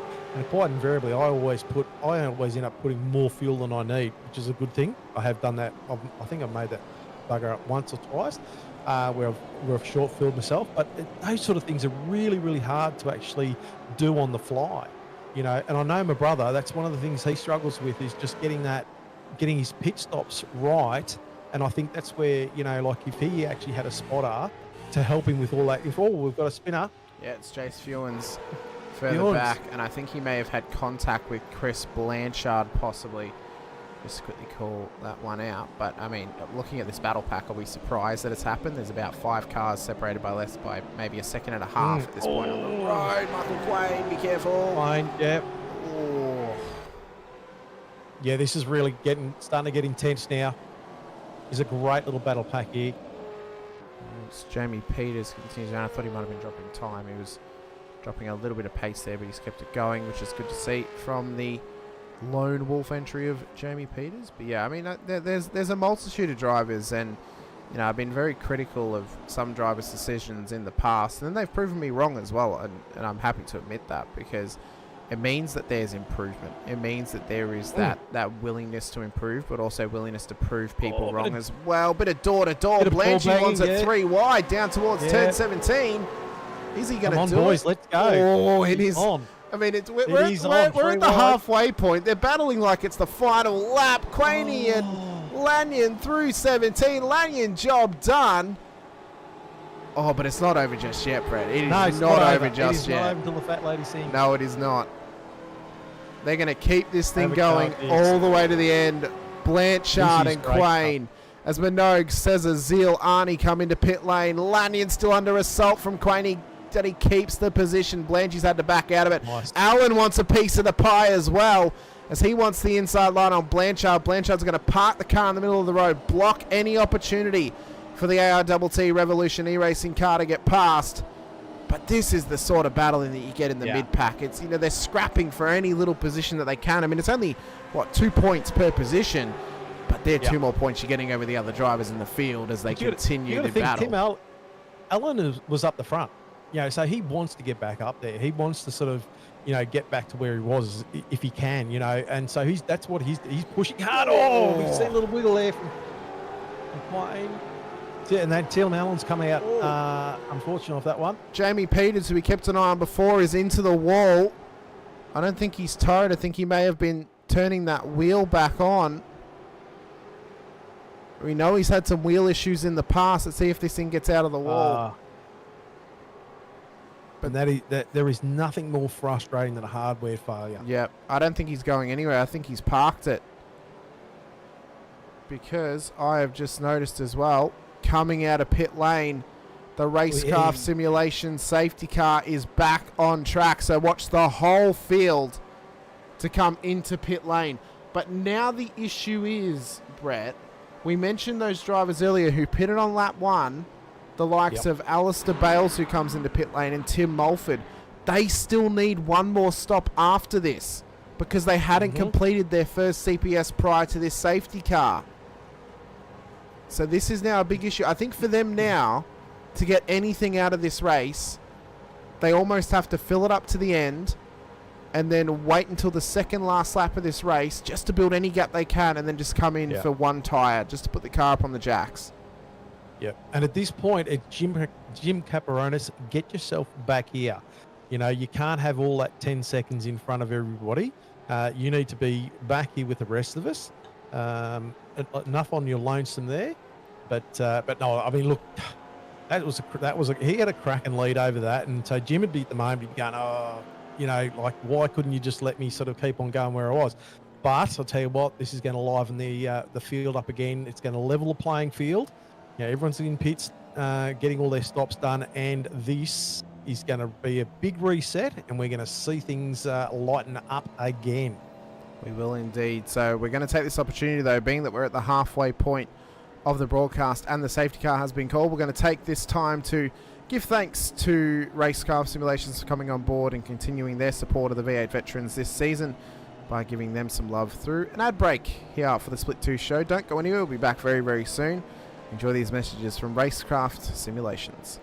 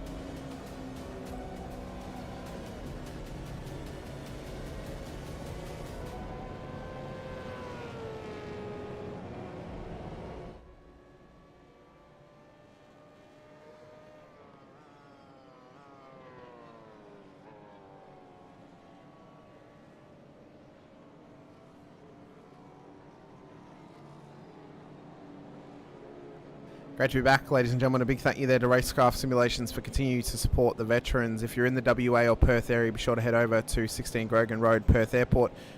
Chat to John and the team, and they'll be sure to sort you out. If you've got the spare dosh, well, maybe even buy yourself that PT1. It's an epic-looking rig, and it's one that I think would find a place in anyone's homes, especially a sim racing fan. I think what we've just seen happen as well is you can see Matt Monday's currently leading the race. So unfortunately what's happening, there's been an issue with JRT on the race controller's end, which is then classified as Matty as a lap down. So they've given him a wave around. They're currently trying to sort that out to get Matty back into position where he was. So this wasn't a mistake from Matty or race control. This is a complete, just a technical issue at this point, so we're just getting that sorted. There's also some investigations on some of the pit exits of drivers, just in terms of getting them situated in their correct position and where they were in comparison to the drivers coming past on their hot laps. So we just want to make sure that everyone's obviously sorted before this restart. So it means that the safety car period is now going to be a little bit extended, Brett, which will help some drivers, but they'll all be wishing that they could have predicted that this safety car is now going to be out there for a little while, because they probably would have actually underfueled the car, possibly by a lap, just to, again, save that pit stop time and save on some fuel as well. Yeah, if they had the brain power to do the calculations. Yep. Because I know I certainly don't. I'm lucky to get the car around track without going off track and stuff like that. Anyway, no, it's all good.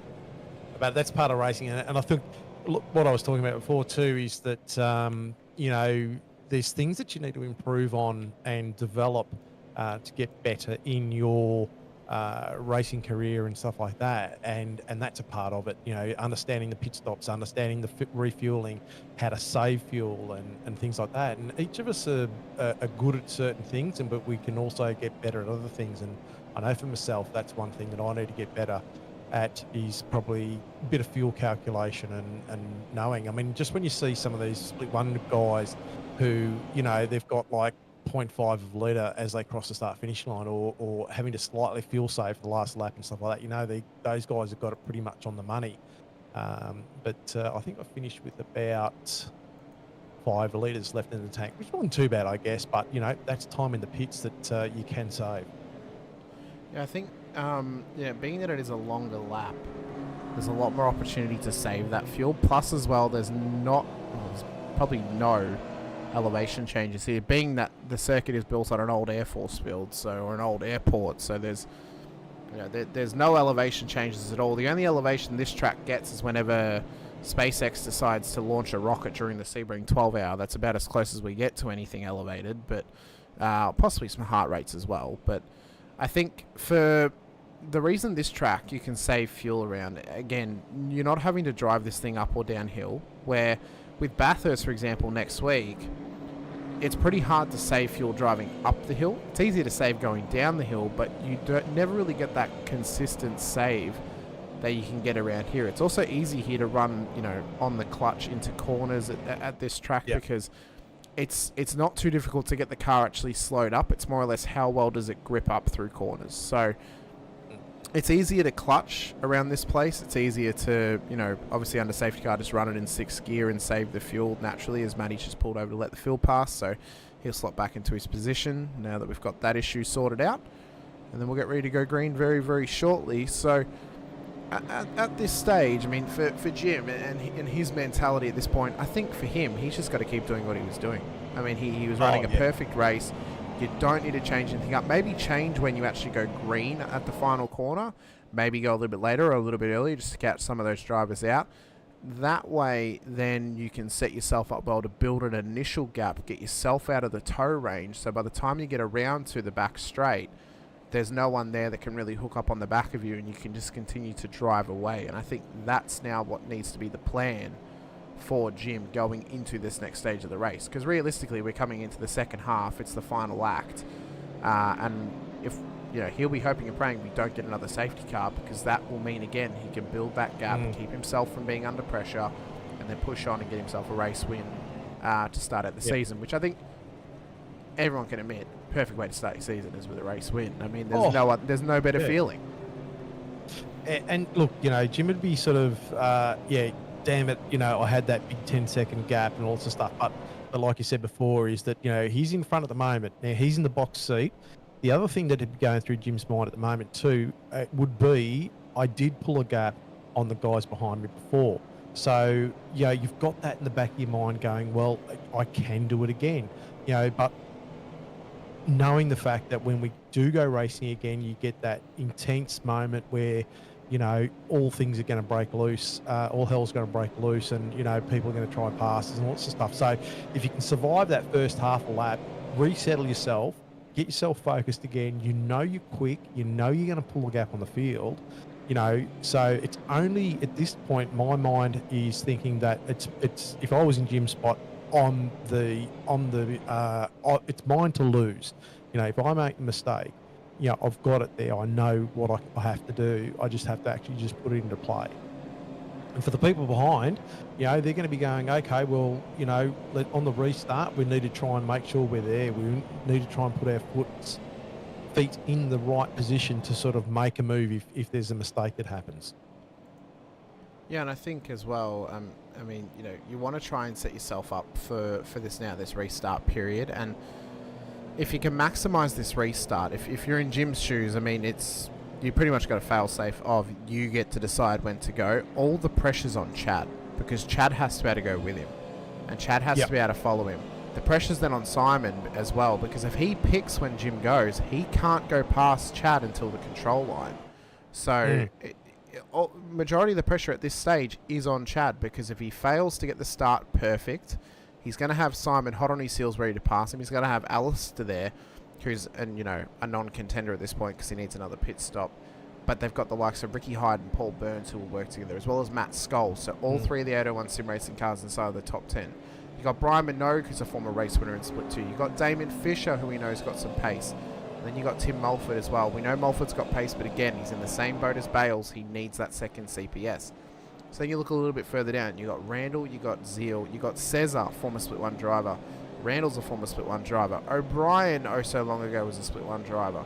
Dave Arney, Mikey Harlan, the debutant, and then Trent Allen, who started on pole. So within that top 17, corrected top 15, there are a multitude of former Split 1 drivers in there, a multitude of drivers with some great pace, and I think pretty much all of them very, very patient when it comes to restarts, and they will wait to make their move, but they would have calculated it down to the final number, down to the final equation, and figure out when they want to make their move and how they want to do it. Definitely. And here we go. The pace car's pulling away. So we're not too far away from getting this race back underway again. Yep, so we're just awaiting for the green flag. Now, do we think Jim goes prior to the corner? Does he go on apex? Does he maybe go on exit? I have a feeling once he's heard the safety cars in pit lane, it might be foot to the floor and run away. If I was Chad, I'd be up closer. There's too much of a gap there. I'd be right on his bumper, if not just on the inside. You know, like I know there's no overlap before the apex of the last one. Here he goes. He's gone. There he is. Before the final corner. Look, he's absolutely caught Chad sleeping there. You know, he's pulled a second on him. Get him a blanket. He's been caught napping at this point. I mean, he has pulled that off to absolute perfection. And exactly what I said, Brett. You know, just before the corner, foot to the floor, run away. Yep. And that's what he's done off this restart. An immense plan there from Camparonis has played out extremely well. He's caught them napping, and now he's pulled himself out a nice little 0.9 second gap. If he can get that out to over a second, he's going to be coming up absolute ducks come the final straight, because Chad's not going to be able to come back at him. He's not going to be able to get past him or even get into the toe. And Chad's going to be under fire here from Haynes and Bales in behind him. Well, and if I was Haynes and Bales, I'd be super frustrated. The fact is that he didn't close that gap up on that restart, and that they've sort of lost that opportunity to sort of get up there as well. And you can see Haynes putting a lot of pressure on Viger now. He wants to try and get this move done. Does the Quantum Racing driver of Simon Haynes. His teammate Troy Sipple not in the field here tonight, so we do expect at least another Quantum Racing car in the field this season. Hopefully he's here next week for Bathurst. But Simon Haynes flying the flag for that team here this evening. Lap 29 of 42. So we're past the halfway point of this 300-kilometre race. Still 100 and odd kilometres left to go here at Haynesy Sebring. knows he's... well, I mean, this is an opportunity for Haynesy to sort of try and make a move here, because, and say, straight after restart, what are the tyre conditions? Are they up to full operating temperature and all that sort of stuff? So he's going to try and make hay while the sun shines there. You know, into about a 0.1, a 0.2 of a second off the back of him. So what's hot on him is Simon Haynes.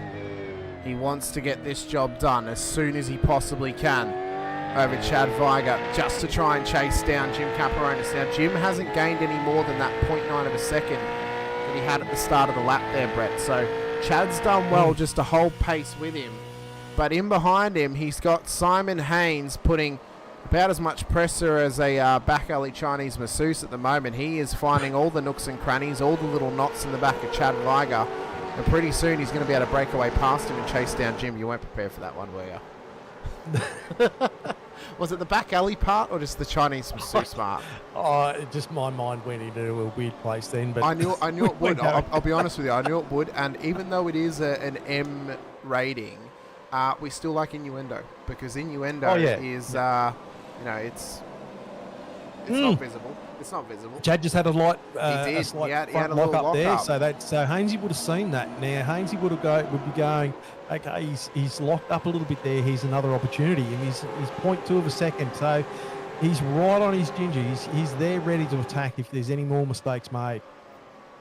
And a Bayless is there too. Sorry, and, I was wrong. Sorry, Troy is out there. Sorry, I do apologise. He's all the way back in P27 up 14 spots, so that's my mistake. Troy's in the field tonight. Unbelievable. He's done a good job though at 14. He's pulled off a Gary Buckland-esque silent assassin moment here tonight. He's driven so well, I haven't noticed him in the field, so I do apologise, Troy. That is my mistake. Wow. I'm very sorry. That is, to be fair, that's 40, I think it was, 48 drivers on the start line. Cut me a little bit slack, please.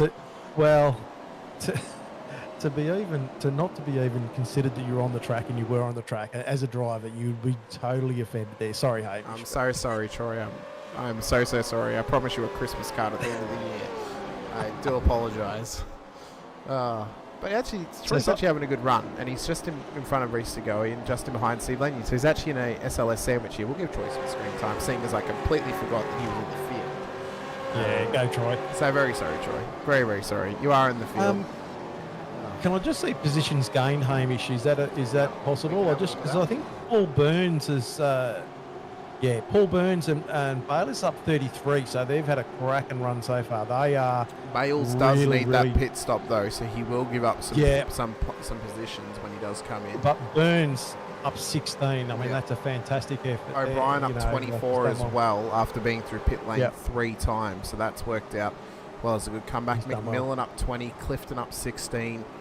Sips is up 14, Reale up 15 at the back of the field, and then Hoffy as well up 11. So those guys have had a good run at this point in time. We do need to start rolling over and thinking about who do we want to try and put forward for a driver of the day. Now, obviously, we don't include the race leader, as Mario Reale's had a little spin at the final corner. He's kept himself going there. That's unfortunate there for Mario. So, yeah, we need to start thinking about who would be our front runner for driver of the day at this point. I think at this stage, it's pretty much, for me, between probably Simon Haynes and perhaps Ricky Hyde, actually. Ricky's done a good job, although we would expect him to qualify better normally. But he's had a good run. Paul Burns has had a good runner too. I think Damon Fisher's done well to stay inside the 10, Minogue as well, and Randall. Back there, as there's been a moment with Vandermeer and a Brett Taylor and Andrew Rushworth all off the road. So these guys have been in the wars tonight, and it appears that it's going to continue on forward for them. So it's unfortunate. But it's pretty much saying to me, Brett, that this race is now a write-off at this point for them. Put your focus into Bathurst next week, come back stronger and try and get a better run of it. Yeah, all the biscuits have come out of the biscuit tin and they are crushed on the floor. Yeah. Yeah, and hearts have been broken by that. I mean, not the milk arrowroots, please. As Reese to go, he's gone into the off the road now and trying to get this thing back on track. So drivers have fallen by the wayside. Oh, it's starting to heat up. It is starting to heat up. So we're really, we're seeing some guys come unstuck here at the moment. We've still got 11 laps to run, and there's pressure all up and down this field at the moment. You can see just by the numbers that there is a whole heap of battle packs going on. So there's a whole lot of racing going on out there, and it's fantastic. We see Simon just having a little bit of a look on the outside there. Let's see if he's going to switch over to the inside and see if we can get a run on the front straight. And he wants it. Side by side. Yeah, look at him go. What dog. Here comes Simon Haynes down towards turn 1. Viger's got the inside line. Braking zone now. Viger gets it back past, but Haynes wants to come back at it him still. How well can they survive this two-way battle? There's contact. Haynes has gone around. And is he going to hit the wall? No, but he's kept it going at this point. But it's still a wild ride, and there it is into the barrier. Race done for Haynes. Heartbroken. Yeah. That was, he was having a cracking run. And he's accidentally towed back to pit, so that's going to be race done for Simon Haynes, unfortunately. So now the question is, if Race Control find that at fault of Chad, that promotes Ricky Hyde to P2, and it will promote Paul Burns to P3. Because remembering that Alistair Bale still needs that second run through pit lane, or technically third run of the race through pit lane. So it's heartbreak. Yeah, hasn't that thrown a cat amongst the pigeons? I tell you, that is. Yeah, Hainsey was going great then. I think, like the move was on. There was nothing wrong with the move, and I think there was just, unfortunately, cars coming together like magnets. Yeah, just that little bit of overlap just caught them out, and it's racing that happens. And again, if Chad's found at fault, I don't necessarily think there's 100% fault on him. I think he's just wrong place, wrong time. Unfortunately, as Monday's had it off too. So. We're not in the position to pick. No. We can give opinions, and if it was a live broadcast, we could break it down all we like. But realistically, the opinion that matters is that of race control, and they would have gone into that, every little angle, every little detail, and really moulded over. Because even from our one glance that we had, that's a difficult one to call. Because that. Hainsey would have been absolutely pumped, where he was on track, how his race was going at that point, and he would have known that he was able to put pressure on Chad. So he knew that in the closing laps he was going to make an opportunity there for himself, and he's had a great race up to that point, and that's just, my heart goes out to him because he is a great racer. Yeah, I think he's done an immense job, and there are a lot of positives to take away from this race. For him, as your brother's just had a little minor off track in the background, but he's kept it going. A lot of positives though for Simon to take out of that. I think he's had a great race tonight. An unfortunate moment has ended it for him, but again, take the positives away and apply them to Bathurst next week, because I think next week, if he can put the focus in, try and have a strong run again, even if he just tries to have a consistent run and doesn't try and push forward at the front of the field, that'll be a nice little rebuilding moment for him, as Michael Quain and Andrew Hoffman have had it coming together underneath the bridge down at just turn 6. So Quainy's had a moment, Hoffy's been involved. I'm not sure who was at fault, but they're both trying to pick up the pieces of the dropped puzzle. And now Quainy's been in the action tonight a number of times. He has indeed. I mean, of course, he's returned to Split 2 this season, was in Split 3 last season. Good to see him back up here with us. But just an unfortunate night for him, for the former Split 1 driver. And, and I think for majority of those out there who are watching, whether you're neutral or whether you're even in Split 2, I feel like a good season from Quainy is long overdue, and we're waiting for it to happen. Because we want him to have a good run and really fight for those front positions. Because when Quainy's been on, I think back to Fuji a couple of seasons ago when he first came back to Split 2, when he's on, he is on. And he is like so unstoppable, as Jason Fewens has had a little half run off track too. So they're dropping by the wayside. We would have gotten past the 10 p.m. marker at this point on race night. And we know that is a factor. We know that, the old tired bodies can sometimes start to break away past 10 p.m. So it is a major factor for these drivers. I know you laugh, Brett, but you're surprisingly, quite often it happens. I just find it hard coming from a young fella, Trust me, I get tired past 10 p.m, Brett. I'll be honest with you. I start to wind down in bed by 11. Even, that's how it works. Look, and look, there's still plenty of racing on track. Look, just have a look at, we don't have to go up there, but Jim's sort of pulled a 4.5 second lead again. So he's gone back to status quo, he's just punching away the laps there, and he's actually moving forward. So Jim would be, at this point, he would be just simmering in his own juices at this stage, just knowing the fact that he's been able to gap the field again. And take that pressure off himself. But I'll tell you what, there's still a lot of racing to go on back in this field. A lot of racing and a lot of battling happening as well. We sit with this one here. It's all being led by Trent Allen, who's got Halil Cesar a little bit further up the road from him. Brent O'Brien is under pressure now from Dave Arney. Chris Blanchard's in this too. Mikey Harlan, who unfortunately overfueled his car in the pit stop by +3 laps. He had it set to a NASCAR fill instead of a supercars fill, and unfortunately has now dropped further back in the field. So what could have been for him here tonight, still opportunity there to come back and maybe get some crucial positions made. Mick Clifton hot on his heels in P18 as well. Matt McMillan is in P19, and then yourself, Brett, makes up the top 20. A good effort from you here tonight, up 4 positions. Yep, look at me go. You've done well for yourself. Matty and I had a great race, a great run here. I think before the second lot of stops there, and actually after. So yeah, we were going well. I think a lap previously, I think I got a little bit sideways out of one of the corners and lost a bit of time behind Matt. But yeah, we had a great little battle towards the end of this race. So that was great. You can see as well, Pete Baxter and Steve Lanyon are battling too. Dave Arney is trying to get this job done around the outside of Brenton O'Brien. Blanchard wants to get involved as well. So a couple of the previous mainstay teams of the veterans in ERT and PER and WK&P are all involved. There's even an Accelerate Sim Racing car in that shot as well. So, you know, all of the teams that once had a mainstay part in Vets. Speaking of mainstay parts, here's a throwback for you, Brett. And I'm not sure if you were around in Vets at the time. You very well may have been. For a team that used to be in Vets, I'm not even sure if they're still a thing. I think it was Scorpion Esports. I know Taipan Esports are a thing, but I think it was Scorpions was another team many, many moons ago. I think back in like season 12.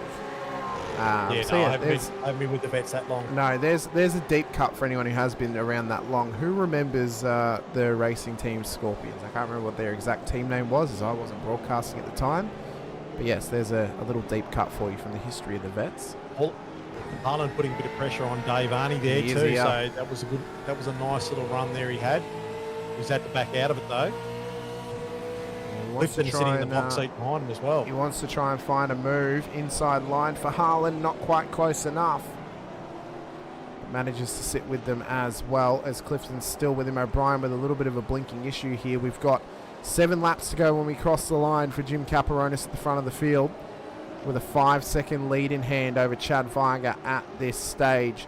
But there is an asterisk over that of, is there impending doom for Chad where he has to run that car through pit lane for the moment with Simon Haynes? That is definitely getting investigated from race control and whether he remains on the podium or not. And you have a feeling if he is called at fault, he may run this penalty all the way to the 3-lap limit where he then finally comes in to do it, because you wouldn't want to come in straight away just in case you end up dropping further back.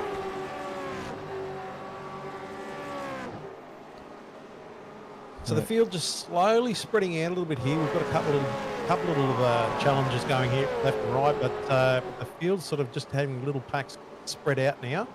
But up the top end, we've still got a few cars having a good old run. Our brother there, Damon, is in 8th position.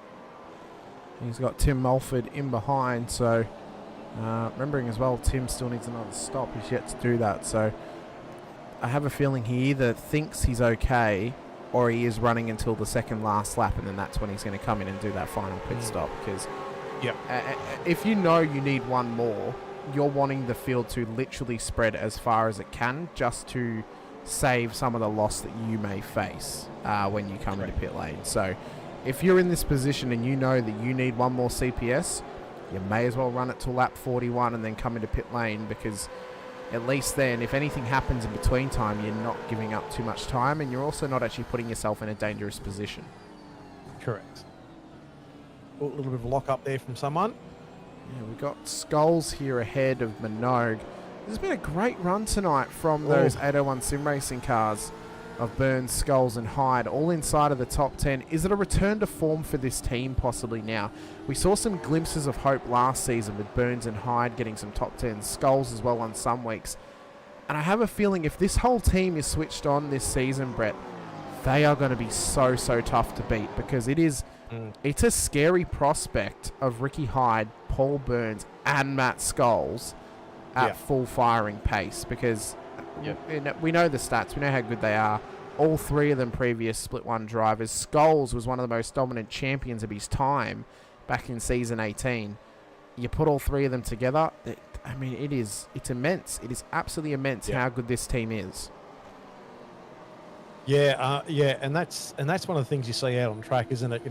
Especially how close they are at the moment, you can see that they're all tightly knitted together. So they're going to be a formidable team. And this as well, Trent Allen on the comeback train here tonight is now up to P12. The next car in his sights, Adrian Zeal, who I think's had a pretty commendable race tonight, has Zippy. He's up 10. Even if he drops to Allen or maybe to Cesar, that's still a phenomenal night on track for He's had a Zippy. cracker. I almost feel if he gets inside the top 10, he may need to be our driver of the day because this is a phenomenal effort from him. I mean, I'm just saying. I mean, it's been immense. But Put it out there. I think as well, though, we have to mention, I try not to show too much favouritism. A great night on the road, though, for Shane Randall as well. I think both of them have had a great run. I think Allen's had a great run to come back to this point, so I think he's even an option for us too. And then I think even the likes of Brian Minogue or even Paul Burns deserve plaudits as well. Yeah, Paul Burns has done well to get himself in the place he has now. So, like, he's got to be really happy with what he's been able to achieve so far on this track. You know, with only 5 laps to go, he'd just be happy as. We've had a request from Andrew Rushworth to have a look at Cesar's car again. So I will pay that because this thing looks incredible. Absolutely incredible on track. Do you want to maybe just talk to your brother about getting some MBN happening? Because he seems to have some blinking issues at the worst at times for himself. Yeah, do you know why? Because he's actually racing through his phone. Oh. He's running off 5G. So, you know, as soon as there's a few people get in town that are, you know, streaming too many videos and things like that, he'd probably get a bit of a couple too many downloads possibly in Damon's house, maybe. Who knows? Yeah. I'd just like to point out as well, it's a good night for me. Even though I missed the primetime Brisbane game, we did win against Geelong, so I'm happy. So good night. Yeah, just wanted to point that out. We had a little discussion about it whilst the ads were happening, so I'm a happy chappy at this point. And it's been a great race. I mean, what a round one we've had, and what a race of 2 halves we've had as well, Brett. First half of the race, very intense, very chaotic. The second half, we've had a couple of those moments towards the back of the field, but it's been a building race for a lot of drivers inside of that top 20 of just building their way forward and trying to put together a clean run. Oh, definitely. There's been some really good action on track, and the cream is starting to rise to the top. As it always does, and you look at Jim, he's nearly got a 7-second lead on this field, so he is absolutely just toweling it up here. You know, like he's actually putting on a masterclass to the rest of the field at the moment and saying, boys, look out, I'm here, and this is going to be something you're all going to have to chase by the look of it. Well, they're all having to chase him down, and if this win comes to fruition for Jim Caparonis, I feel the stream may crash by how many cheers we're going to get in that chat to Jim Caparonis, because this is probably, I mean, realistically speaking, he is probably the crowd favourite at the moment. Let's be real. I mean, he's got international viewers coming in to watch from Ukraine just to see him race. He's got his fellow vets competitors as well. And I have a feeling even the neutrals are going to be happy with this win if Jim puts it together. I mean, he's got 4 more laps to survive as of the next lap. If he can do this, this is going to be immense. Absolutely immense. Well, I see Jim as the gentleman Jim from V8 Vets, to be quite honest. He's a lovely bloke. I haven't met him, but, you know, from what I've known of him, he's a lovely bloke. And I'll tell you what, if he pulls this off, buddy, kudos to you. I think this has been a long time coming for Jim. You know, yet to take that win. He's been waiting such a long time to get it through 3 different teams now. And this is one that we've all been waiting for. I've had a couple of times. Oh, Chad Weiger's in pit lane, so we have to suspect this is that drive-through penalty that we may have thought he could get. So Weiger comes through. He's going to drop outside of the top 10. That's now promoted quite a few drivers up. So now Ricky Hyde gets promoted to P2. Bales still needs that second pit stop. So corrected order of things. Burns is P3. Scholes P4. Minogue P5. Fisher in P6, that being Damon. Mulford still needs another stop, so that means that Randall is corrected P7, Zeal is corrected P8, Allen is P9, and Halil Cesar is inside of the top 10. Well, Cesar would be happy with that, being coming back, getting into the top 10. He'd be pumped. He would. He'd be pumped with that. But I have to wonder, do these drivers know they're in the 10? Does Allen and Cesar know that they're actually inside of the top 10 at the moment? No one did know. I mean, I don't know. Shane knows. I know that Shane knows because I knew. I mean, some guy, Some people would know, but I mean, really, you're just concentrating on your own race. You want to Yeah. just try and do the best you can do. I mean, there are things that, like if you had a look at all the details, you might be able to figure it out, but, too much stuff's happening in front of you to figure all that out. Well, I mean, I've only got one brain and can only concentrate one thing at a time, but Yeah, just trying to limit what you may be thinking about at this point of the race is absolutely crucial. So I'll tell you what, look at the action going look on at it. here. It These is boys are having a hot red hot go. It is intense. It is as intense as it gets. You could throw a blanket over them just by how close they are at the moment. I mean, and this is the sort of racing that we come to expect, and this is what we got a lot of last season. Not necessarily at the front of the field all season, but throughout the field. And I think this season now, again, one of the reasons why I'm happy that we don't have any split one drivers that have been demoted is because we're going to be able to improve upon this field and getting this field tighter and tighter together as it currently stands. But I think what it's going to lead to is some amazing battles for some race wins. I have a feeling that tonight, nothing against Jim, is a one-off. I think it's a one-off of someone winning by such a margin. Not that it's Jim. I think just the race winner winning by such a margin is a one-off this season.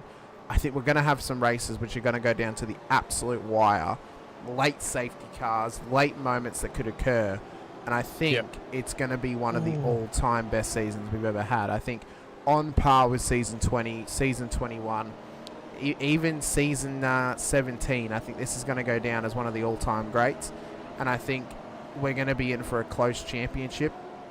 I don't think we're going to hit our championship winner with 7 race wins again this season. I don't think that record is going to be tied or broken for quite a long time. It was quite an immense effort from Logan Barnett to do that last season. I think we're going to get an opportunity there where it may be we get a couple of multi-time race winners, maybe a couple of first-time race winners. I mean, if Jim wins tonight, that's already one box ticked.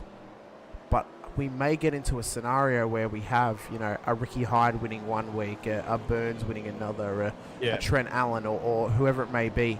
And I don't think we're actually going to know who's in this championship battle until maybe even the end of round 5. And I think that's when we're really going to see it come together. Well, there's a lot of drives. Just we see Hyde getting sideways out of that turn as well as Bales a bit. But we've got to remember there was a few guys taken out in that first couple of the first couple of turns that could have been up here. So they're drivers that had pace and things like that, and just haven't been able to punch their way back up the front. Tim Allen, like you put him back up there, and he's going to be really hot to trot. So. Yeah, I mean, look, things are going to happen during a race, but yeah, it's look, this championship is really wide open right now. So apparently Revolutionary Racing is going to be sponsored by Home Improvement next season because it is Tim Allen driving the car, not Trent Allen apparently, according to Brett. You said Tim Allen instead of Trent. Did Allen. I? Sorry. Trent. Sorry, my bad. Hey.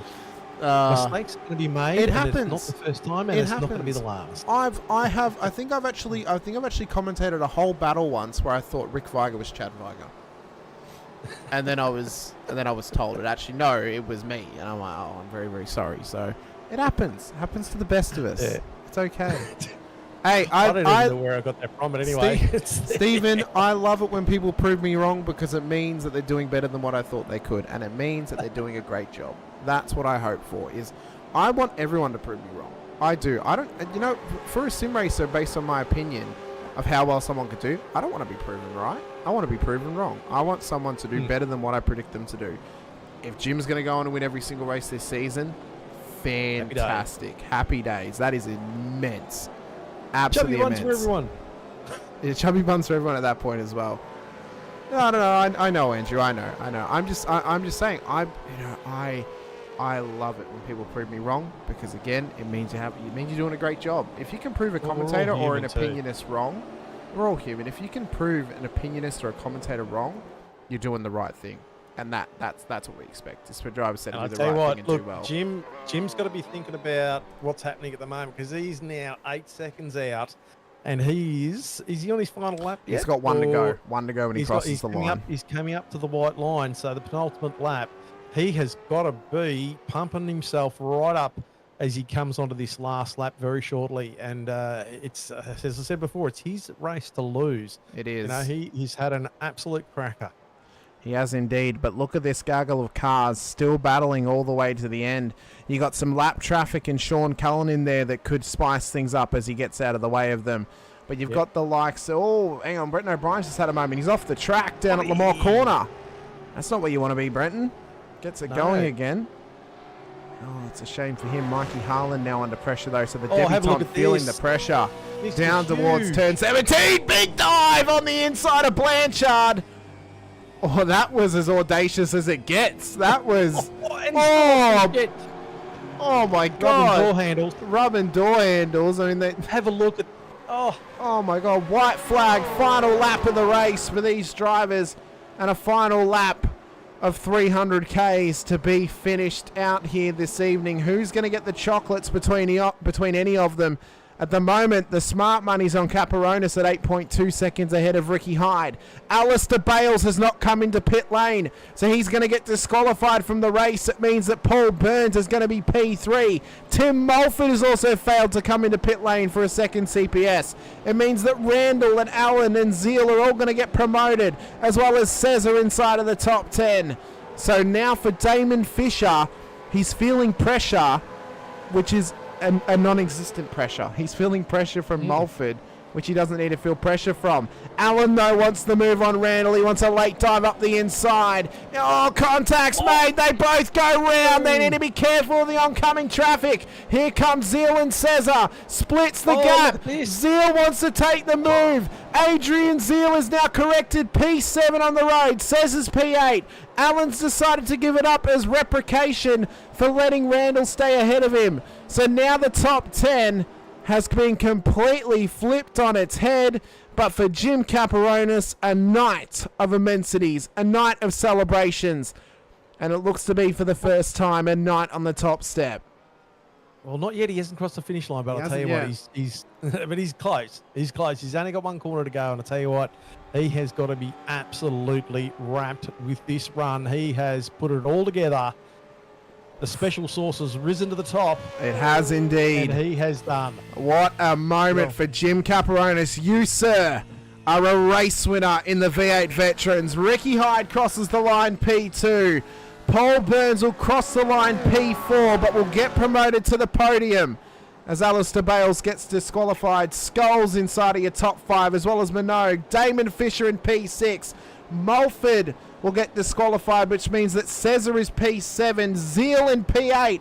Randall in P9. And Trent Allen makes up the top 10. But will there be a post-race penalty coming for the moment with Shane Randall? All will be answered very shortly. But for Jim Caparonis, what a night on the track. What a night on the road for the Southern Cross Racing driver. It's been immense. It's been incredible once again. I think we need to take this time, though, as we have got Jim waiting. He's gone into the Split 3 broadcast room, bless him.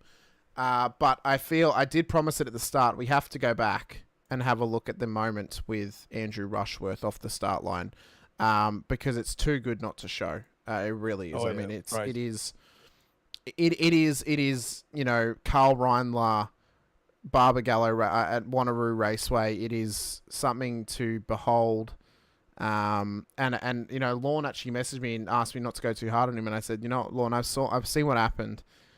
That was no one's fault. That was just an unfortunate moment, and it's just one of those things. It does. It all happens. Look, so. I've had a teammate in front of me on a starting grid that left his pit limiter on.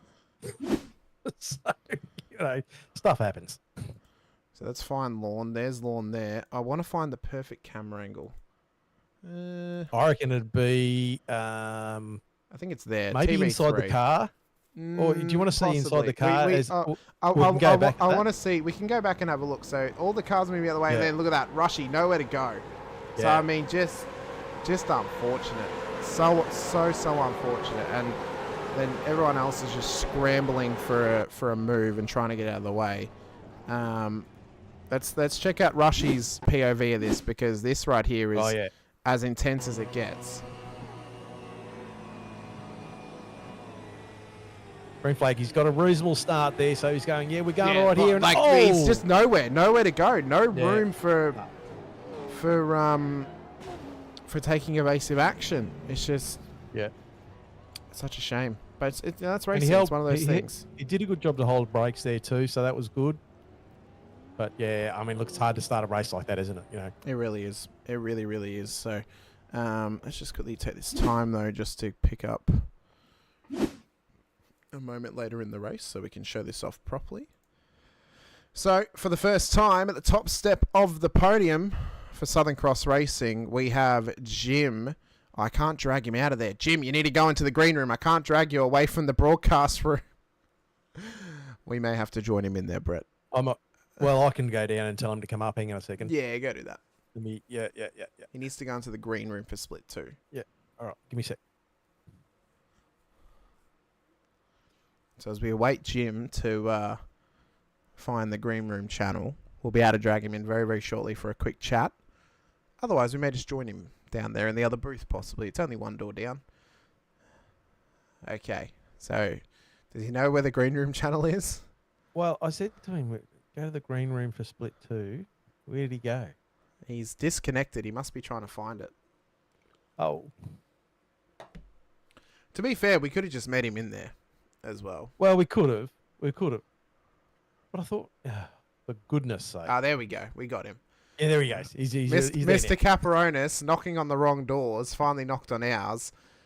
Sir, you are a race winner. Congratulations. What? I mean, I think everyone loved when that happened. I heard the messages over the post-race radio, just applauded of congratulations. And for myself and Brett, congratulations on an amazing night and your very first win here in the Vets. And I believe, in Split 2 at least, Southern Cross Racing's first win since becoming a team. So congratulations. You guys, first win was a long time coming. I mean, I've had a few podiums, so I'm not going to lie, but to get a win, oh my goodness, thank you so much. It was unbelievable feeling. Mate, Seriously. don't thank us. You're the one that bloody put the effort in. Yeah, it was good. Oh my God, it was a tough race. I'm not going to lie. I ran my own race. I didn't care what was happening behind me. I just did what I needed to do to get over the line. Very, very thrilled that I won, but I was also thrilled that I got 0 incident points. So Yeah. it was a bonus. Oh, well, I mean, and what were your thoughts as you were going into that, coming out of that last safety car? What were the thoughts going through your mind, knowing the fact is that you just come off a 10-second gap to the guys behind you? What was going through your mind at that point? When the safety car came, my thought was when you were about to go green for the last time, so you had that last stint. Yeah. Well, I was thinking about that throughout the last lap when I heard the safety car was going to come in. I was thinking, okay, usually people hold off everybody. As soon as I heard that safety car said, safety car's now in, bang, I took off because I knew I'd catch them napping. Yeah. Because usually people think, oh, you know, they're going to keep going and then try and accelerate later. But no, I took off straight away and I was lucky enough to get a second gap. Oh, yeah, and immediately get almost a second gap. You know, that would have taken the pressure off immediately, especially coming into that first couple of corners. You know, you would have taken the pressure off yourself and get yourself back into that rhythm. Oh, most definitely. Chad is a great driver. I have a lot of respect for him. He races hard, and I was worried that if he's anywhere near me, like it could be on for young and old. But I knew if I could get a gap on him for this race at least, I knew I could sort of pull away. But yeah, so thank goodness I got that gap. I caught him napping, unfortunately, and I got away, which was good. Yeah. What about so other threats within the field that you might have felt that might have been up there challenging you? Simon Hayes is another bloke that I tip my head off to him. He's such a great driver, and his time will come. And he is a big threat, even in this season. I'm telling you, he's going to be right up there. So I'll have some good competition with him and the rest of the field. There's a lot of guys. There's a lot of quality drivers in this league.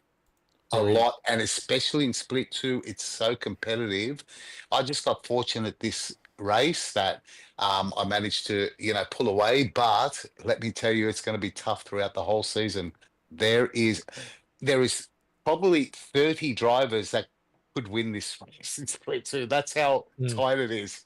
Yeah. literally. And you see that in the times, in the qualifying times, and the race Yes, times during the yes. week. You can see that everyone's, like I think there was 27 drivers that were split by a second. I And, know. and when it comes down to that, it's Crazy. pretty intense. Yeah, no, it's good. I think Paul Congratulations, Jim. Burns, You've yeah, Paul Burns is another one. He's such Yep. a great, and I got so much respect for that guy. Your brother, you like. There's so many good drivers that you have to really, really work hard to try and keep up with everybody. Seriously, I have to work. I'm not a natural. I have to practice a lot Mm, to mm. keep up with these little spring chickens. And Seriously. you know what, that's what makes the victory more sweet. Is the Yeah, fact is I that put in a you've lot of laps. Yeah, exactly. Yeah, exactly. And I mean, I don't know about yourself, Jim, but I know when I start doing my practice routine, which is about a week out from each race, obviously. I set myself little goals to sort of get improve faster and faster and faster. By the end of the Wednesday or Thursday, you go, okay, I'm around about where I want to be. yeah, yeah, yeah. And some guys just go straight in there and they're like 3 seconds faster than you go. I've got a lot of work to do. Yeah, yeah. That But I'll happens to tell you me what, because it takes me ages. your pace though, Jim, has leveled up. Has definitely leveled up. And Yeah. mate, congratulations to you. You've had a Thanks, great mate. run tonight, and I know your team are stoked for you, and I am Yeah. too. Well done, mate. Yeah, I'm stoked for my team. Look, I just wanted to, welcome you to the, commentary. Like you're amazing, and you couldn't do it with anybody better than the maestro of commentary, Hamish. He's been really good. I mean, I thought you had some big boots to fill with, taking over Scott Campbell, but mate, you've been amazing. So congratulations. Yeah, it seemed Oh, natural thanks, to Jim. me. Seemed really natural. Look, I just wanted to thank my teammates before I say anything else. Yeah. My teammate, especially Hoff, like he's had a really Hoff is a very fast driver. He's had a lot of bad luck lately. And it's getting to his head and it's affecting him. And I'm trying to get him out of that headspace because he is very quick. But Mm. he's just had a little bit of bad luck and it's getting to him, and we got to pull him out of there. The whole team is pretty amazing. We work hard as a team. We train a lot together. We get out on track and we do laps. We're not hot lappers. We like to practice, and I practice a lot with the other team players too. I just want to run around and do race pace laps. I'm not about doing hot laps to get Yep. the fastest time. I love ask your brother. I love just getting out there and doing race pace laps because Yep. that's how you develop your craft. Definitely, 100%. Not by doing a hot lap to try and get the quickest time. That's not me. Yep. But look, yeah.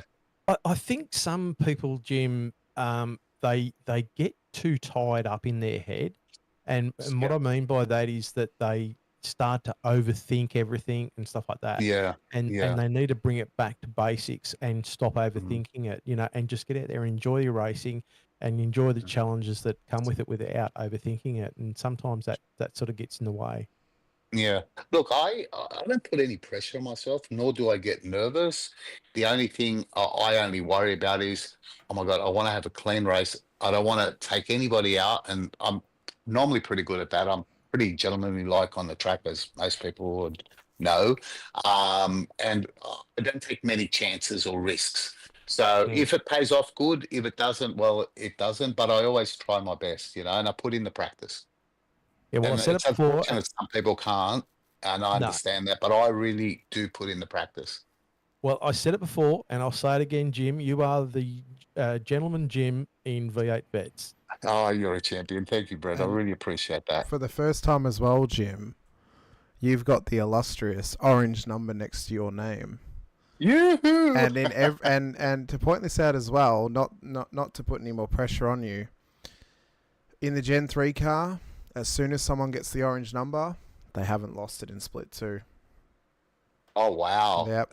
Look, To be fair, can I be honest with you, that's only Logan, which was last season, but yeah, but Logan is an alien. yeah, I'm no he is. alien. He is an alien. He's an absolute He's an alien. alien. Oh, he I'm a is. 60-year-old man, like with riddled in arthritis, yet still practicing and racing and competing. I don't care. I'm happy that I've had this one win. If I don't have any more wins, you know what? I don't care. As long as I'm consistent throughout the season and keep getting good finishes like I was last season. I was pretty consistent. You were, I yeah. think I only had one thing. I finished okay overall. I got close up the top there, and that's all I want. I don't care what I win. I'm happy to say I've won one race and that's it. Don't bother I'll me. tell you what. I'll tell you what now, Jim. You need to just take a photo and send it to the printers. I'll leave that up to Reg James. No, but thank you guys. I really appreciate it. No worries, Jim. was a Thank good you. battle. Thank you so much for coming and have a chat to us. Best of luck next week at Thank you. Bathurst. We look forward to seeing how you go, and we'll see Yeah, if you thank can you can back it up with another good performance, whether it's another win, a podium, or even just top 5. We look forward to seeing how you go. Thanks, guys. Can I just mention a sponsor of ours? Yeah, that no has worries at come all. in there? No worries at all. Well, I want to thank Chubby Buns, of course. Oh, I should be thanking myself, shouldn't I? Anyway, I want to thank Flash Me Photo Boots. That is a family-run business that cater to all type of events with top-quality instant photos. Those people that go around and supply props and all that, and for weddings and events and shit like that. Yeah, I just want to give them a big shout out because they're doing it really well. And if anybody's in New South Wales that want to give them a go, please do so. They're a great bunch of people. Very good, Jim. Well, we look forward to seeing how you go next week and throughout the rest of the season. Congratulations on your first win and being the championship leader to start out season 23. Hopefully we can continue having you up the front of the field for the majority of this season, but enjoy your preparations and your practice for Bathurst, and we'll see you when you're out on track at Mount Panorama. Thanks, guys, and Team SCR. Well done, Jim. See you guys. Congratulations, Thank you. mate. See you, mate. Go and enjoy. Bye bye. Oh, couldn't have happened to a nicer bloke, could it, Brett? Couldn't have happened to a No, nicer bloke. top bloke. He's a great bloke. Yeah, We've, really, really good. So happy for him. We've also got to figure out who we want to give our Driver of the Day award to. And I think, there's a couple of names on the front of that list. I think if Trent Allen hadn't have had that moment on the last lap, I would have definitely put him forward, but I think that last lap moment's probably hurt him a little bit. I think the likes of Adrian Zeal, Halil Cesar, and Shane Randall are probably at the top of my list at the moment. Is there anyone else outside of those drivers who maybe you think it could go to this week? I was just thinking that I would like to put Simon Haynes up for it. I know he didn't finish where he wanted to finish, and I know he sort of he disconnected, towed without permission, lots of stuff. But I just think he was in a position, he got himself up the top end of the field. I don't know. I mean, look, there's heaps of drivers out there that you want to put forward, and I just my heart breaks for Simon a bit. I think if that incident didn't happen, I think he would have been, whether he could have chased down Jim or not, I don't know, but he definitely would have had a fantastic finish. So I don't know. Can I do that? Can I put him up? I think you can. We'll put those 4 names to the chat for the Driver of the Day award. We only want to see these 4 names in the chat. Anyone else, well, the vote is null and void, unfortunately. So Simon Haynes, Adrian Zeal, Shane Randall, or Halil Cesar, who do you guys think deserves the Driver of the Day award? I think they're all just as deserving of each other. For Halil to come back into the series and do so well, for Zippy to continue his run forward, for Shane to get back up to pace, and for Simon Haynes to get back to good form aside from that moment in the wall. I think all 4 of them are just as deserving as each other. I have just realised what I've just done, because the majority of Team AJR is in the chat, and that's going to be about 10 votes to Zippy. So the good news is, once someone wins it, they can't win it again. So if Zippy wins it tonight, he's guaranteed to get an award at the end of the season, and he's got himself a Driver of the Day award. He's looking like the hot favourite at the moment is Zippy, which he has had a great run to get inside of the top 10. So he's done well for himself. Coffee Zippy. Yeah. I think. Come on, guys. Let's load it up. Everyone is filling the chat with Zippy at the moment. I'm happy to call it and he didn't run it. Actually, that's a good point. Zippy didn't run it a field. That's probably the best point anyone could ever make. To be honest with you. So I think for our Chubby Buns Driver of the Day here this evening, for his first top 10 of the season, it is going to go the way of Adrian Zippy Zeal of Team AJR, and an incredible race to get inside of the top 10.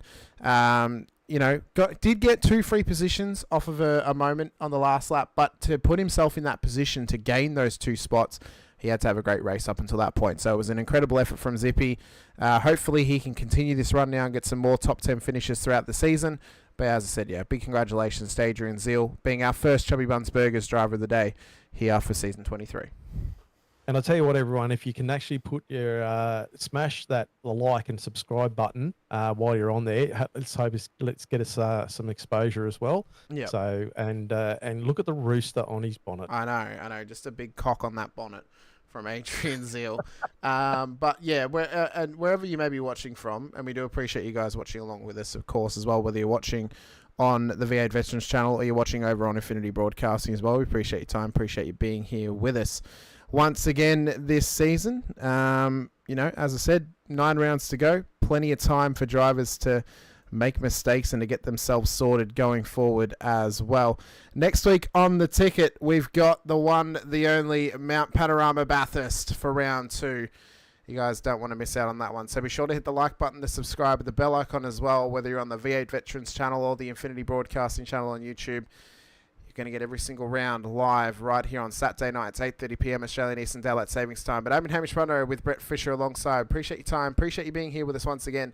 A big thank you to all of our series sponsors, including Racecraft Simulations, the title sponsor, as well to Logitech G, Parramatta Isuzu, Player One Sim Gear, Nova Sim Sports, Sudspeed Gloves, LGC Images, and Chubby Buns Burgers for providing the Driver of the Day award tonight. It went to Team AJR's Adrian Zeal. Next week, it could go to you. But until then, stay safe, drive hard, and as always, bye for now.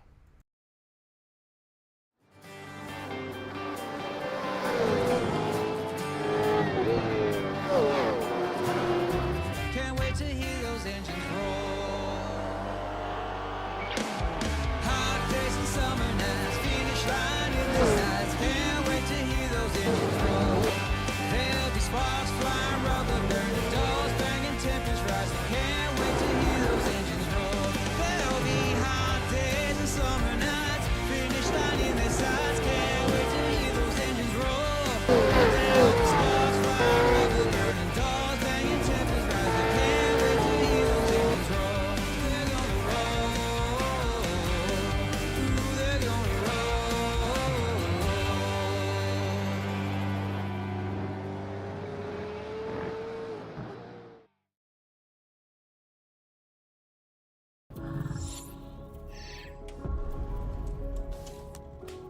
The Racing Series is a new milestone in Logitech G. All the great old wheels, the G29, the G920, the G923, they all have their own unique way of connecting to each other, but there's no room for expansion with those products.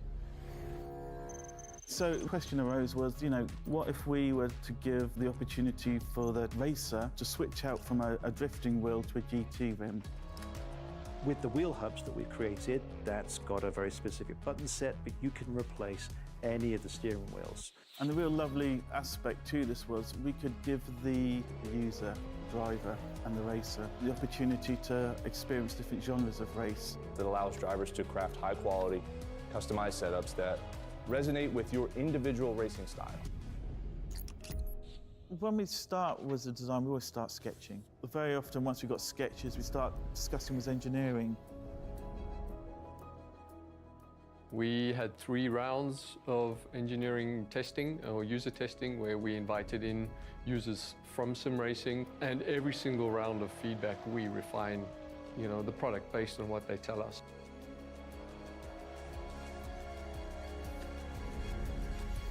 In the sim racing lab, again, we're going to use data to really analyze what a driver needs. We've used everything from eye tracking to the inputs from the pedals, the inputs from the, let's say, input devices, the wheel and the pedals, the shifter. We're taking that and we're compiling it so that we can build different products based on those individuals' needs for all consumers and all drivers. I don't know of anyone else in the industry that's actually doing this kind of research into their products to see how their products are affecting performance of their users. We've built the product to make sure that it's as reliable as possible. So the innovations in engineering that I'd say we're most proud of is the sequential handbrake and shifter toolless changeover. This is now a patented system, so it's really easy for the user to just switch between modes. If you give people the tools to do what they want, they will. They will just go off and have fun.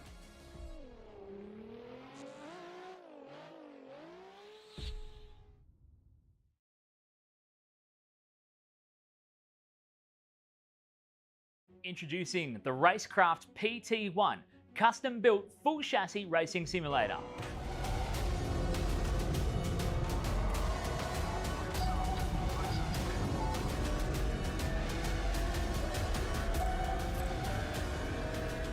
The design project, codenamed The Cage, an 80/40 extrusion chassis sitting on top of a Sigma Integrale DK2 Plus 4-point full motion actuator system.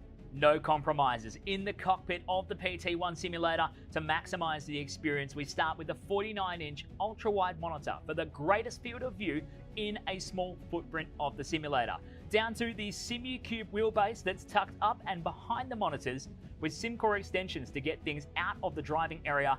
Everything is connected to a Cube Controls GTX steering wheel with the built-in dash and all the extra button functions available at your fingertips. Driving through the Raceworks S1 pedals, the potentiometer throttle and the 2 hydraulic pedals for brake and clutch ensures you maximize the feel underfoot, and seating yourself into an OMP HTER bucket racing seat with OMP belts connected to a G-belt tensioner to provide that extra feeling and the heightened experience while you're driving. Additional interfaces and accessories in the PT1, we have twin butt kickers, one on either side of the OMP seat, as well as a Jinx sequential shifter, the SimPush Race Logic timer to the left-hand side, a Racecraft built-in WinSim kit with Philips Hue lighting and a built-in soundbar, plus the OMP side net to finish off the experience in the PT1. The Racecraft PT1, build number 1, the ultimate in sim racing experience, combining the best products in the market with the passionate, no compromise approach that goes beyond racing simulation.